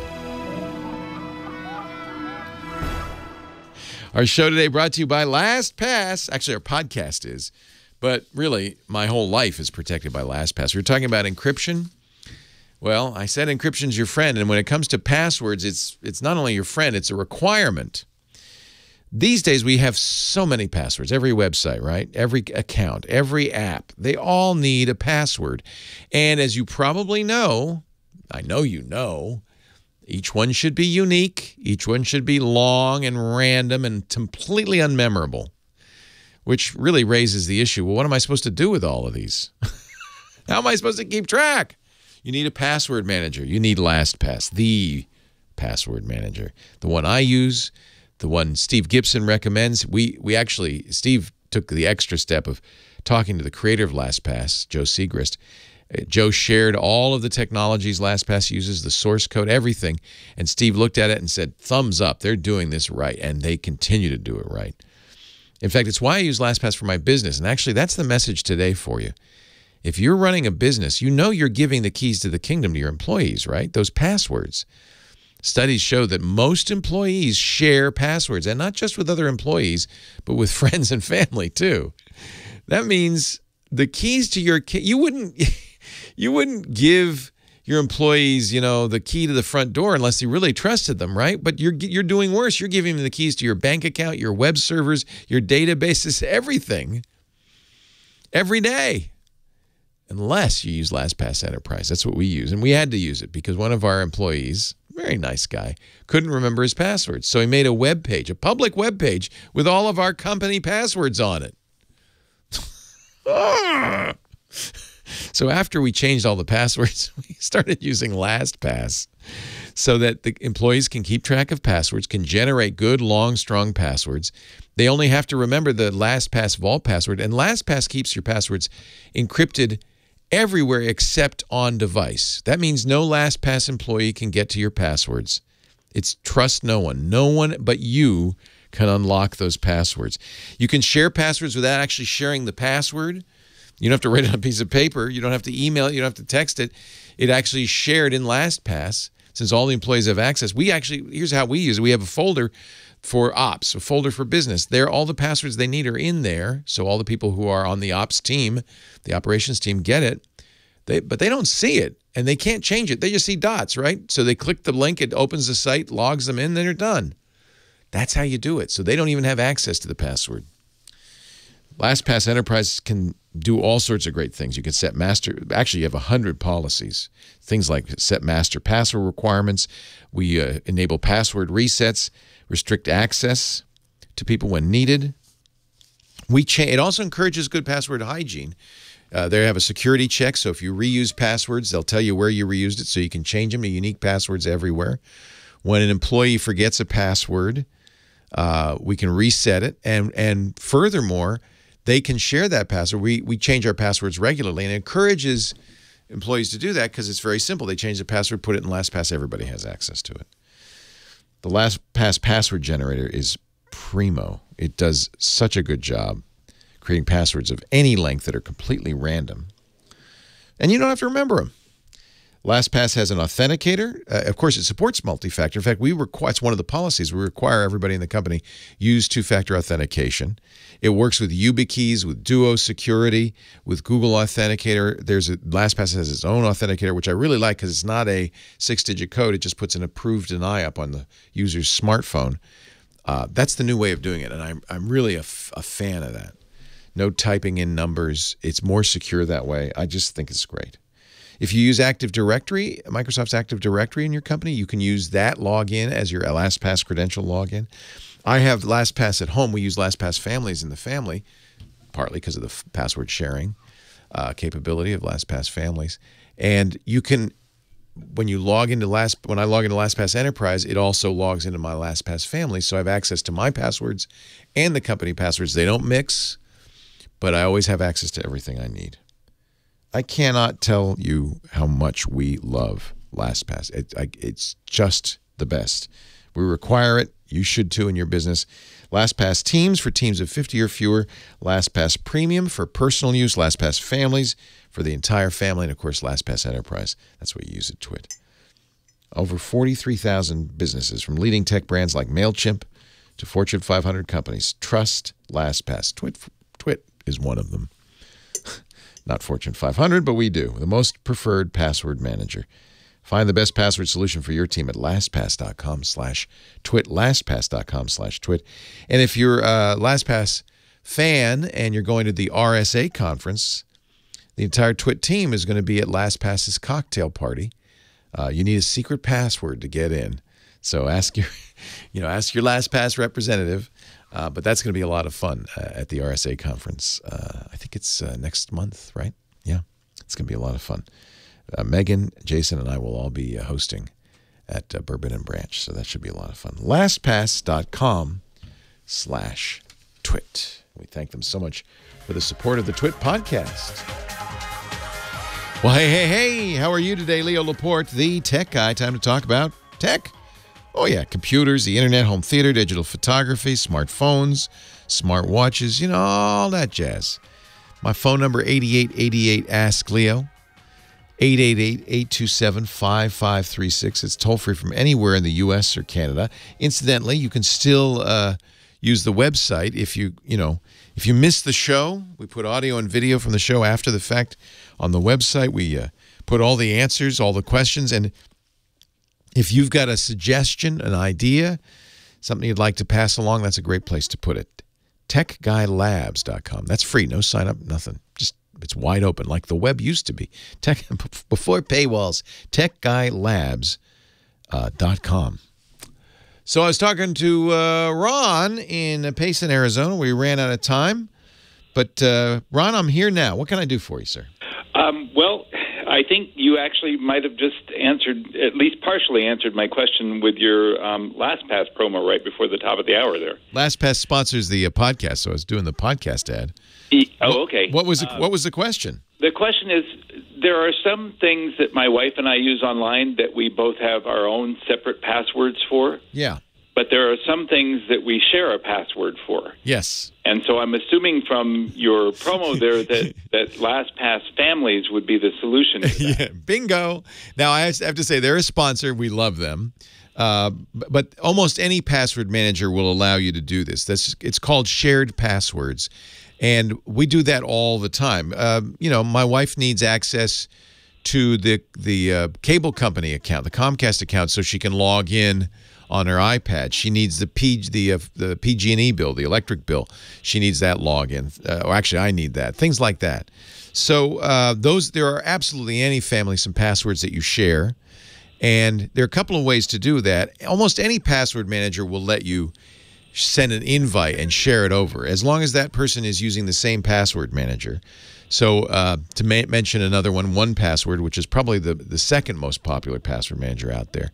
1Password, as long as she's using it and you're using it, and then you could send her a shared password and it would add it to her vault. LastPass Families has an additional feature. You can have a folder of shared passwords. You don't have to do anything except save the password into the shared folder, and then everybody has access. Everybody in the family has access to it. So okay. That's another. It makes it a little bit easier, but it's substantially the same. Yeah, Password Manager is a must.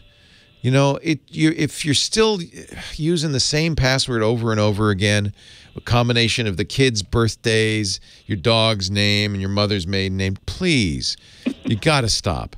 You got to stop. It's just, I mentioned this last week, there's just been too many breaches. Too many passwords are out there. And it's one thing if you use a password on one site only and it gets out there, you can change that password. But if you've used the same password on 100 sites or a variation, you're really in Dutch, because now you got to go out and change them all, remember where you used it. Now's the time to start using a password manager, every single one of you. And I don't care if it's our sponsor, LastPass. That's my favorite. That's the one I use. But anything is better than nothing. All right. Sounds good. Good. I'm glad you called. You just happened to get the ad, too. Yeah. We got to get rid of passwords, and I think that we will find ways to do it. But you understand what the fundamental issue is. It's kind of an issue that's been around long before the web, before passwords even. The issue is something called authentication. If you're going to use a credit card, if you're going to go to the bank and withdraw money, if you're going to do a lot of things, if you get stopped on the highway and they ask you for your driver's license. Authentication means proving you are who you say you are. And, of course, the authentication methods we've used in the past aren't great. A check, a personal check. Anybody under the age of 25 know what that is? In the old days, if you wanted to pay a bill, first of all, you'd mail it, right? You'd put it in an envelope, put it on a stamp on it, and you'd send it. You'd mail it. It seems so primitive now. And you'd put a piece of paper in there that said, pay to the order of the gas company, $100 or whatever the amount of the bill was. On that piece of paper, there would be printed, usually with machine-readable ink, a special electronic ink, but it doesn't have to be. There would be your bank number and your checking account number would be printed on that. In fact, people don't know this, but you can write your own checks. You can take a piece of paper, write all that information on there, and it still can be used as a check. It's not very secure, but you know what? It's not very secure anyway, because the piece of that paper that authenticates it is what? Your signature.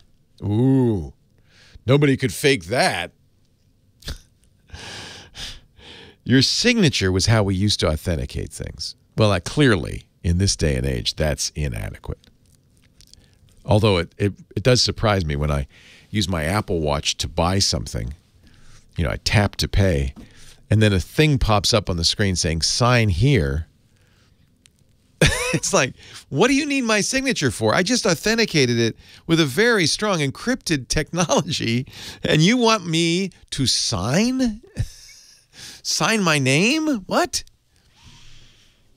For a long time in this country, one of the reasons credit card fraud was rampant is because, unlike Europe, we use something called, what do they call it?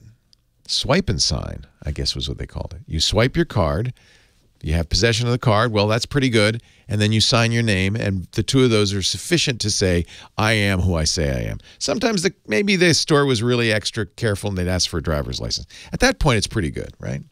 But swipe and sign isn't very good. So as of last year, they started requiring electronic chips in the credit card. So now it's chip and sign. Still not good. Still, it's easy to forge those chips. You lose your card. You still got the problem. The signature, who knows what that's supposed to be. In Europe now, it's chip and PIN, where you have a physical card with an electronic chip in it and a PIN code. Well, now we're getting somewhere. That's two-factor, right? Something you have, the card, and something you know, the PIN. That's better. And I'm sure it's reduced credit card fraud somewhat. Of course, we still use them online, which that's an easier attack vector. So authentication is a big problem. And up until recently, we didn't really have very good authentication methods. The password is the best we've got. And that's bad because it's so, a good password is impossible to remember. I mean, that's one of the features of a good password. It's completely long and random. You can't remember it. So we have password managers, but that's to me a stopgap. We've got to figure out a better authentication method. That's why fingerprint, Face ID, iris scans, all of those are, in theory better. We're getting there. Eventually, I think there will be methods. You're starting to see some right now, right? Microsoft does this. When you log into Windows, you don't enter your password anymore. It sends a notification to your smartphone that says approve or deny. So have you seen that? If you set up a new copy of Windows, you'll give it your Microsoft account address, email address, something you know, and then it will say, okay, you can enter your password, but if you want, just we'll send you a notification on your phone. If you've got the Microsoft Authenticator on your phone, it pops up a notification. It says, are you trying to log in? And you say yes. Boom, you're in.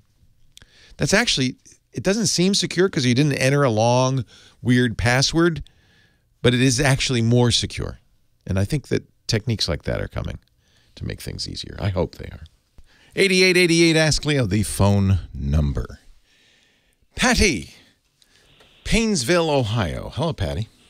Hi, Leo. How are you? I'm great. How are you? I'm pretty good. Trying to keep warm in Ohio. It's about 5 degrees here. Yikes! I know. I'm missing Cucamonga now. Oh, you're from our area, huh? Well, originally from Ohio, and then out to Cuca for about 12, and now back where we started from. Yeah, it's hard, You grow up in the snow, you miss it, don't you? I do miss the seasons very much. Yeah. I grew up in the East Coast, so I know what you mean. I grew up in Rhode Island. I kind of miss the seasons, too. Yes, well, I don't miss the snow. Right now I'm missing Cuca because we've really got a cold snap Yeah, here. no kidding. Trying to stay cozy inside. Good. What can I do for you? I am a technically challenged senior, and I bought an iPad about 6 months ago, and I tried to log into it and was never able to get a passcode in because I put it down. And so you've not used it in 6 months? No. Oh, let's get that thing working. It says I'm disabled, and I have to go to iTunes, and I don't know what to do to... Oh, dear. Yeah. Did you buy it from Apple? I did. Okay. Well, Best Buy. Best Buy, that's fine. It wasn't used. It was a brand new one. brand new one. Yeah. You know, it's a shame because Apple used to offer. Now, I don't know. Is Painesville near a city? Cleveland. Okay, so there'll be an Apple store in Cleveland, I'm sure. In the old days, Apple offered this great service called one-to-one, where they would sit down, one Apple person would sit down with you and show you how to use this thing. And that was great. I'm sorry they discontinued it. I recommended it all the time. And truthfully, if you've never used a device like this and you know, you just bought it, it really would be great if Apple would say, okay, before you take it home, let's sit down and get it set up and running, and I'll show you some stuff. I wish that they had done that, or somebody at Best Buy had done that. So when you got it home, you turned it on. Yes. And it said, okay, now you have to make an Apple account, right? Well, what it said was, do I want to log in with my thumbprint? Oh, good. And I remember saying yes, and it didn't take my thumbprint. Oh. And I don't recall if it came up to enter my 4-digit passcode or not. I don't think so. Do you think you created one and then forgot it? Possibly. Okay. So, iTunes, do you have a computer? I do. Okay. So, Windows or Mac, you can download iTunes for free and install it. Right. I do have that. Okay. And then you have the cable that came with the iPad. You hook it up to iTunes. Yes. Okay. Where do I go? Well, it should walk you through it. What you probably want to... So Apple has this thing, which I agree really confuses people and often causes more problems than it solves, but it's designed to eliminate theft, which is once you activate a iPod or an iPad or an iPhone, any iOS device, once you activate it to your Apple account, it can't be erased and reused by anybody unless you explicitly deactivate it. So this is what you've run into because you don't remember your login, I guess. Yes. It's saying, well, I don't know that you didn't. You must have stolen Patty's iPad, and we're not going to let you use it. So you have to go through what Apple calls the I forgot process. Okay. And it walks you through it then? Yeah, it's really a pain in the butt. But especially since this is probably a really common thing, I would bet even more common than people stealing other people's iPads. You know, I did take it to Best Buy, and I tried to talk to their Geek Squad, and he said, instead of letting us fix it for you, you're better off going home to try to download it yourself. Just pick up... What a lazy guy. Well, he said that when they try to do it, a lot of times it doesn't take, and they end up refunding the money. Oh, man, because they have to send it back to Apple. Yeah, so there's an Apple page on the website. If you forgot the passcode for your iPhone, iPad, or iPod Touch, or your device is disabled, here's how we'd fix it. And so you might want to just read this before you even do anything. Okay. It's at support.apple.com. And I'll tell you, you could just, if you Google Apple support and then forgot the passcode, you probably get right to it. Okay. I'll tell you the number, and maybe this, if you, I don't know, want to write it down. We'll also put a link in the show notes at techguylabs.com. Okay, but I have a pen. I'm ready. Okay, it's HT204-306. HT204? 306. 306. So that page will walk you through everything that you need to know with links to, subsidiary pages. It'll probably show you the screen you're seeing right now. And I think it's a pretty good system. If it doesn't work, they say, and this is always the case, call Apple support, and they can do it remotely on the phone. But understand what's going on here. They don't want somebody to steal your device and then be able to unlock it and use it. Sure. So it's for your protection. Oh, gosh. But it happens all the time. It happens more often than not. In fact, I have on my desk an iPad that we gave an employee, and we got back, and I have no idea what the employee... I can't get into it because I have no idea what the employee, set it up with. And I just haven't gotten around to taking it to an Apple store.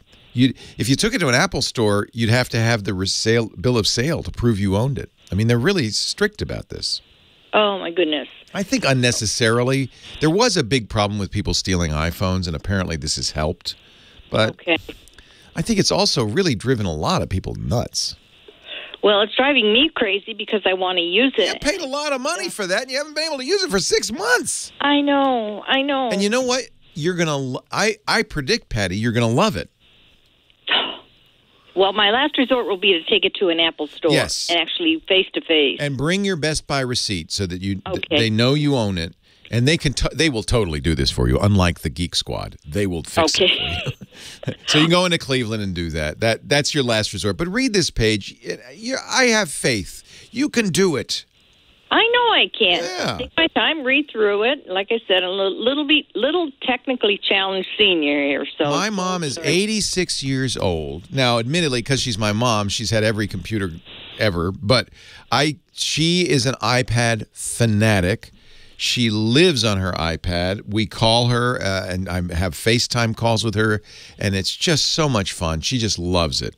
It is for most people, and not just seniors, but everybody, for most people, the best computer because it's secure, it's simple, it's easy, it's friendly, and really all you're doing is surfing the net, doing email. You couldn't get better, and there's a lot of fun games on it.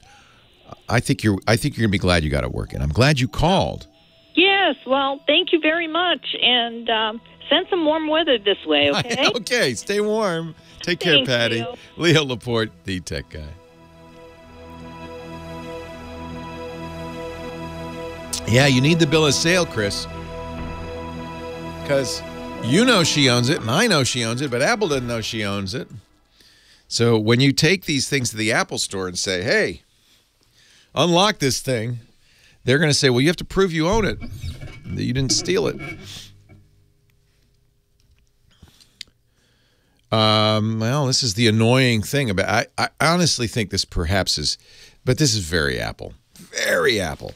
They go overboard, in my opinion, often go overboard on, it's not, and see, it's, I don't even want to call it security, faux security. I mean, how many times do you have to enter your password?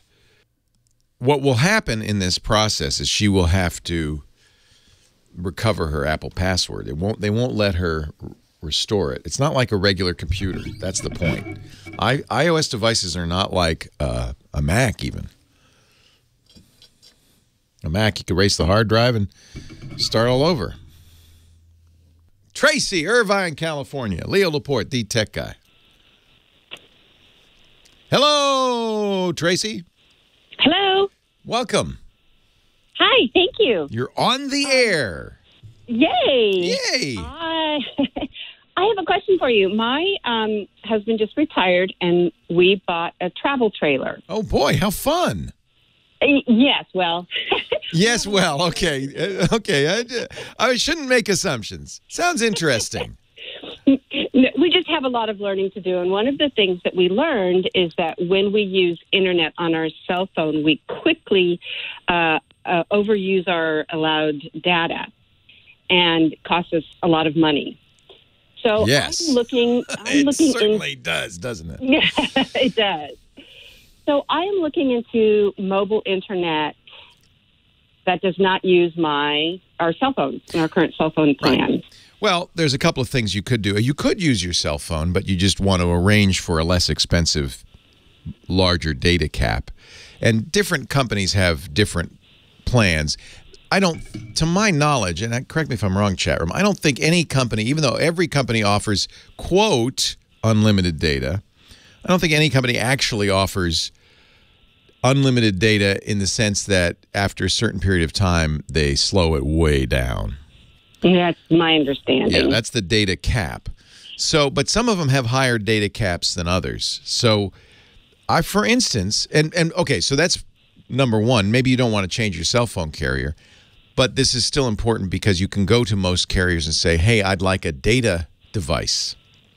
And, sometimes I call them MiFis. Sometimes they look like credit cards. They can be bigger, but they're designed to get their internet access through the mobile network, through 3G and 4G and LTE, and then be Wi-Fi access point that other devices can use. It's kind of like turning your phone into a hotspot, except it's dedicated to that. And often they'll offer better deals for internet access. First thing to figure out is how much data you need. Well, currently we have 22 gigs of data, but we're on a shared family plan, so we burn through that pretty quickly. And it's the two of you, though. No, we have 3 children on that plan. And you're putting them in the. Are you? First of all, get them off your plan. You're not taking them with you in the travel caravan, are you? No. No.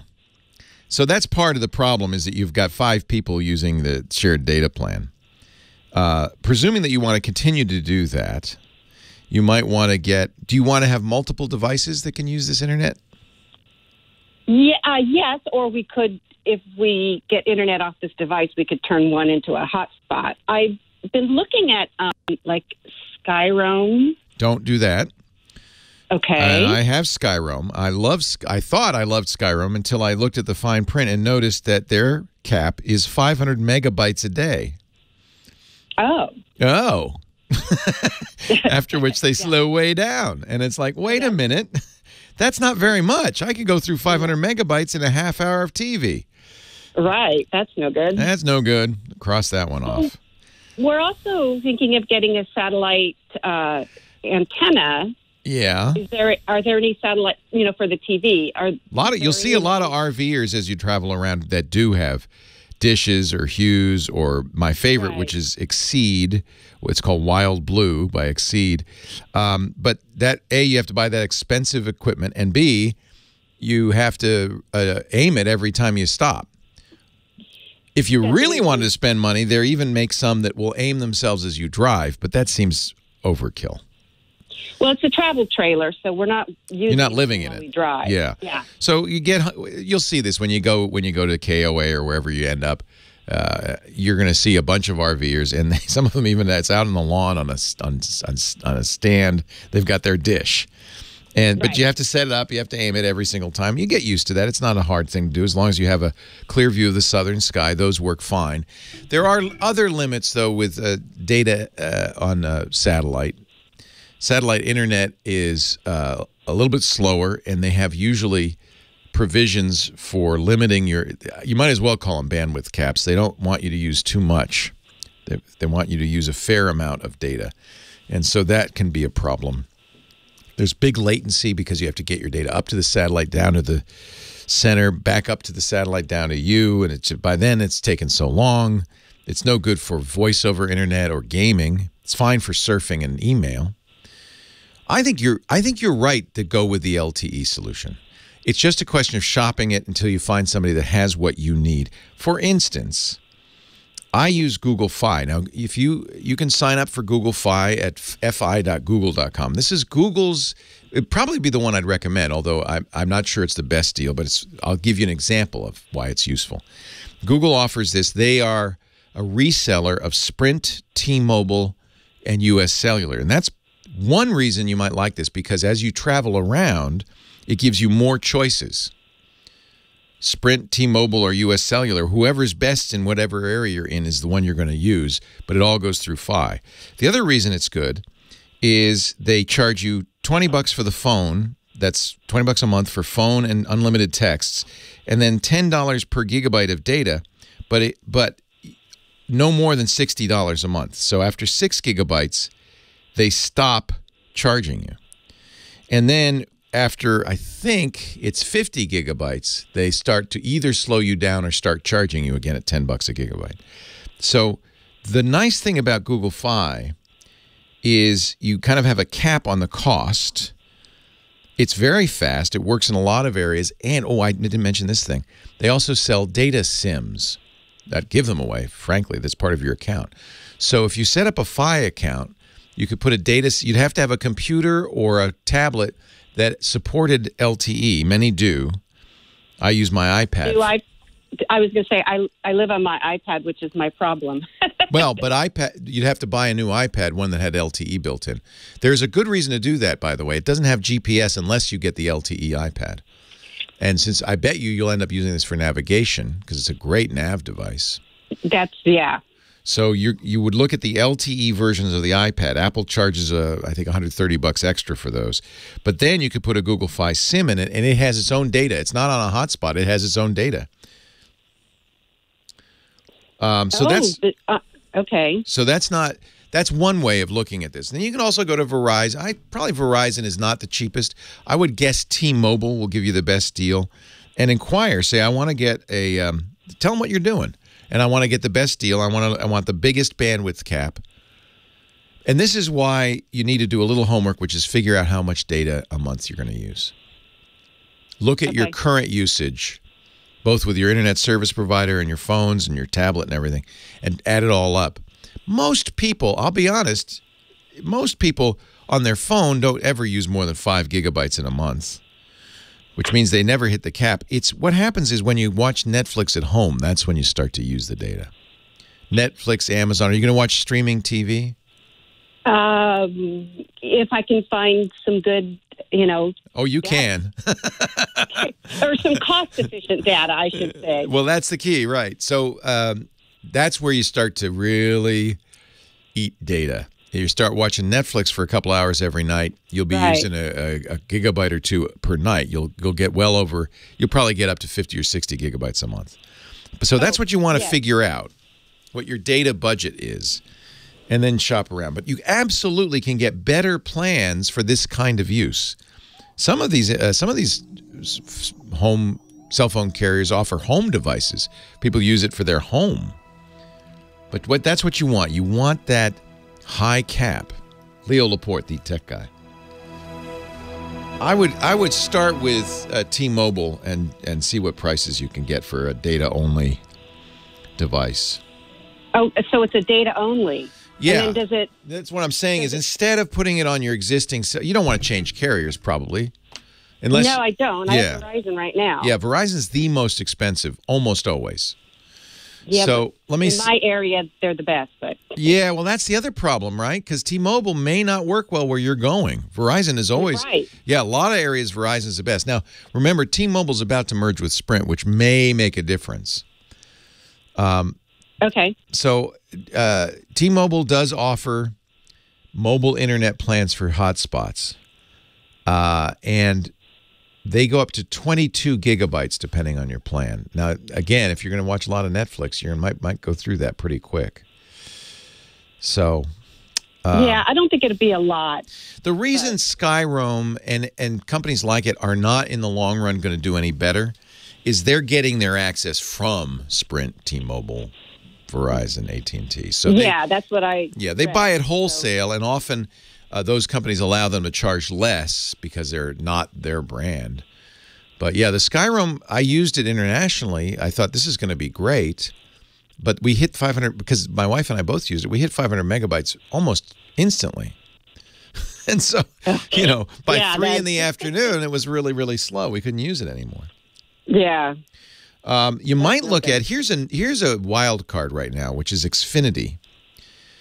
Now, Comcast isn't everywhere, but they are doing, because what they're doing now is if you get a Wi-Fi router from Comcast, it automatically puts a guest account out there.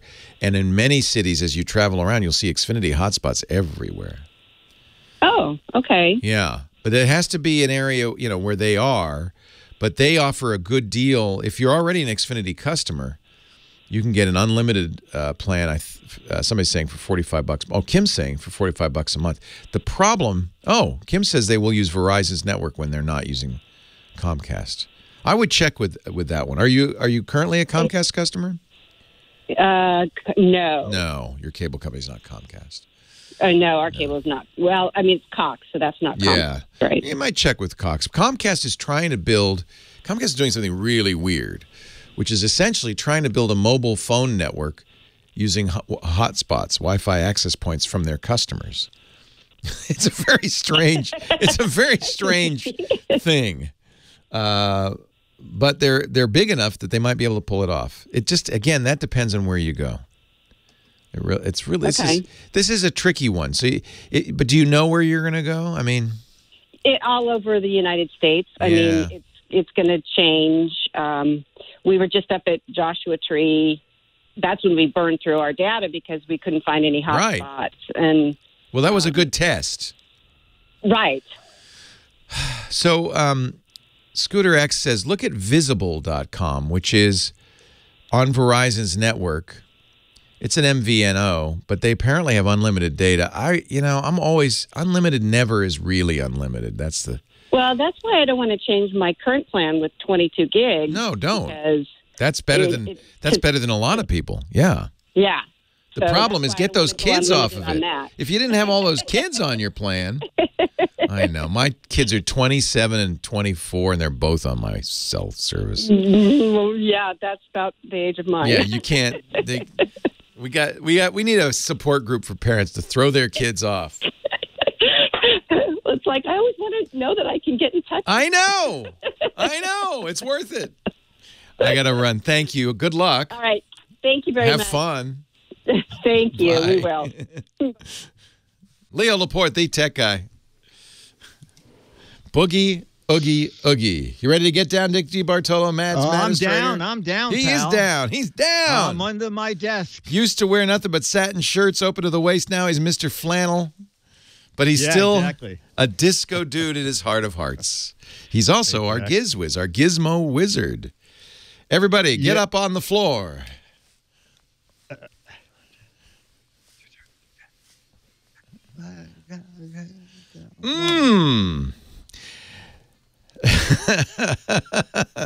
Dick joins us every week to dance. Yes. And to tell us some great gadget or gizmo that he's become enamored of. Maybe you'll buy one of these. All right. So at CES, that's not a good thing, Dick. Well, no, we'll see. We'll see. Okay. Okay. So the last few years, there's been no real standout thing in the press room where people say, "Have you seen so and so?" That's the best time at CES, what everybody's kind of raving about. Oh my God, this is incredible! Exactly. And this year it was, "Have you seen the Royal Foldable Tablet?" And so I said, I'll go check that out. And when you approach a booth and you see you can't get near the booth, you know that they're on. This is actually out? This is out in China. Because I've seen concepts. Supposedly Samsung's going to announce something next month. I didn't know though that there already was one. There was one. It's in China. It's a 7.8-inch tablet. And fortunately, we met the PR lady, and she said, go in the back, ask for so-and-so. They have one back there. And you can fold it yourself. The password is swordfish. Yes, exactly. So I went back there, and the guy hands me the tablet, and it's like a regular Android tablet. And he said, fold it. And I said, okay, you sure about this, right? What? And it's pretty neat. And as you fold it, and it clicks folded, suddenly, instead of the one screen that you were looking at, you now have three screens. You have a front screen, a rear screen, and a screen where the binder is, where the tablet folded. I'm looking at your video from CES. It looks like a completely normal tablet.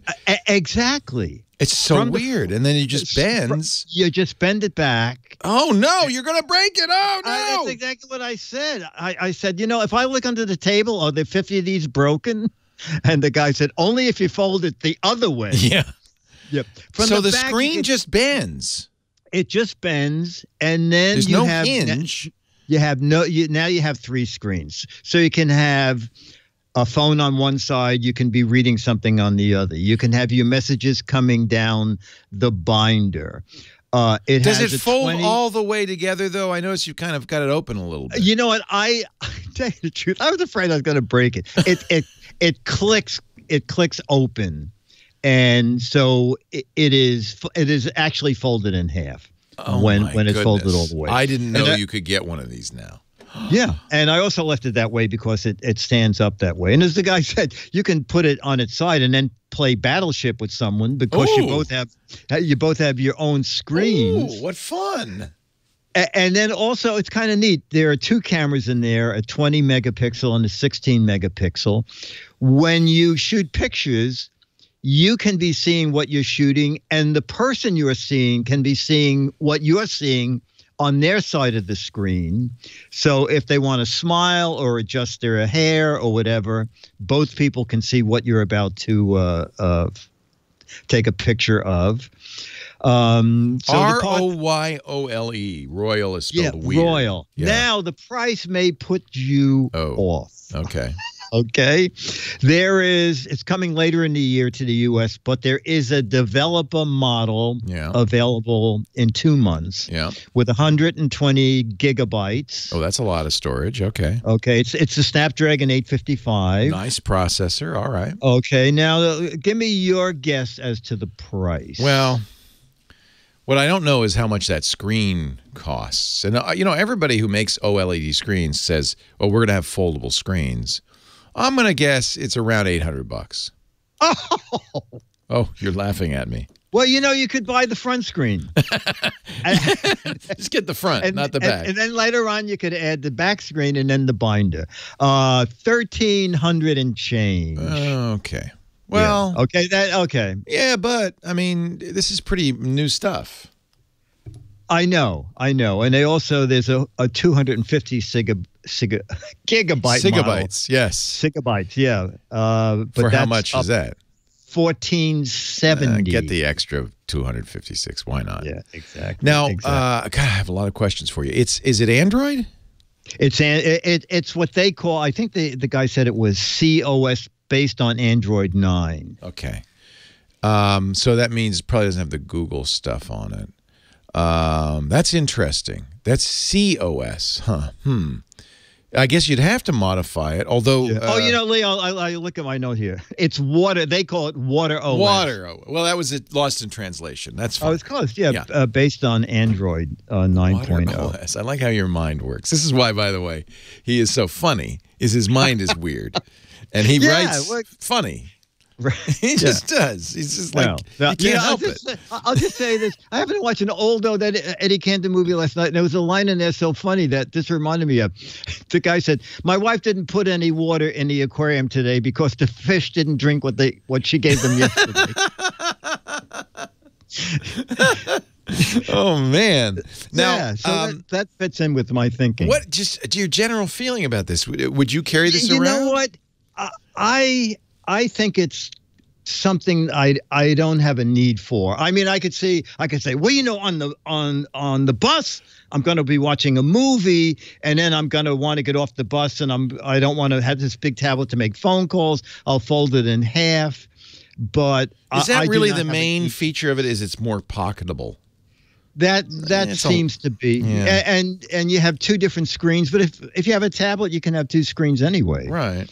So it's just smaller than a tablet. It opens up to tablet size. How big is it? Like 7-inch tablet, 8-inch tablet? It's 7.8 open. Okay. Yeah. Well, we're going to see these from everybody. In fact, the latest version of Android apparently has code for foldable screens built into it. So Google's expecting that there'll be a lot of new Android devices with foldable screens. Yeah, well, I thought you were going to be the first, but I guess not. I ain't buying this. The Royal FlexPai, which is a terrible name. Isn't that a terrible name? ROYOLEFLEXPAI. And I'll tell you, the easiest thing to do is go to Dick's website, gizwiz.biz, GIZWIZ.biz, because he has all the information about it on his site. You just have to click the link that says the Giz Wiz visits the tech guy. And I should point out, while you're there, there's another button called What the Heck Is It? Chance to play our What the Heck Is It game. Dick's, I say it's your What the Heck Is It game. Identify a close-up picture of a clay pot, and you could win an autograph. No, it's a gadget that looks like a clay pot. You could win an autographed copy of Mad Magazine for the right answer or the wrong answer, because Dick is very equal opportunity. Yeah. Thank you, Dickie D. Don't forget his podcast, buddy. too, gizwiz.tv. Take care. Okay, see you next week. Bye. Thank you so much to Damien, Big Pee-wee, our musical director, Kim Schaffer, the phone angel. Thanks to you for joining me. I'm Leo Laporte, the Tech Guy. Have a great Geek Week. Well, that's it for the Tech Guy Show for today. Thank you so much for being here. And don't forget, TWIT, T-W-I-T. It stands for This Week in Tech, and you'll find it at twit.tv, including the podcasts for this show. We talk about Windows on Windows Weekly, Macintosh on Mac Break Weekly, iPads, iPhones, Apple Watches on iOS Today, security on Security Now. I mean, I can go on and on and on. And, of course, the big show every Sunday afternoon This Week in Tech. You'll find it all at twit.tv. And I'll be back next week with another great Tech Guys show. Thanks for joining me. We'll see you next time.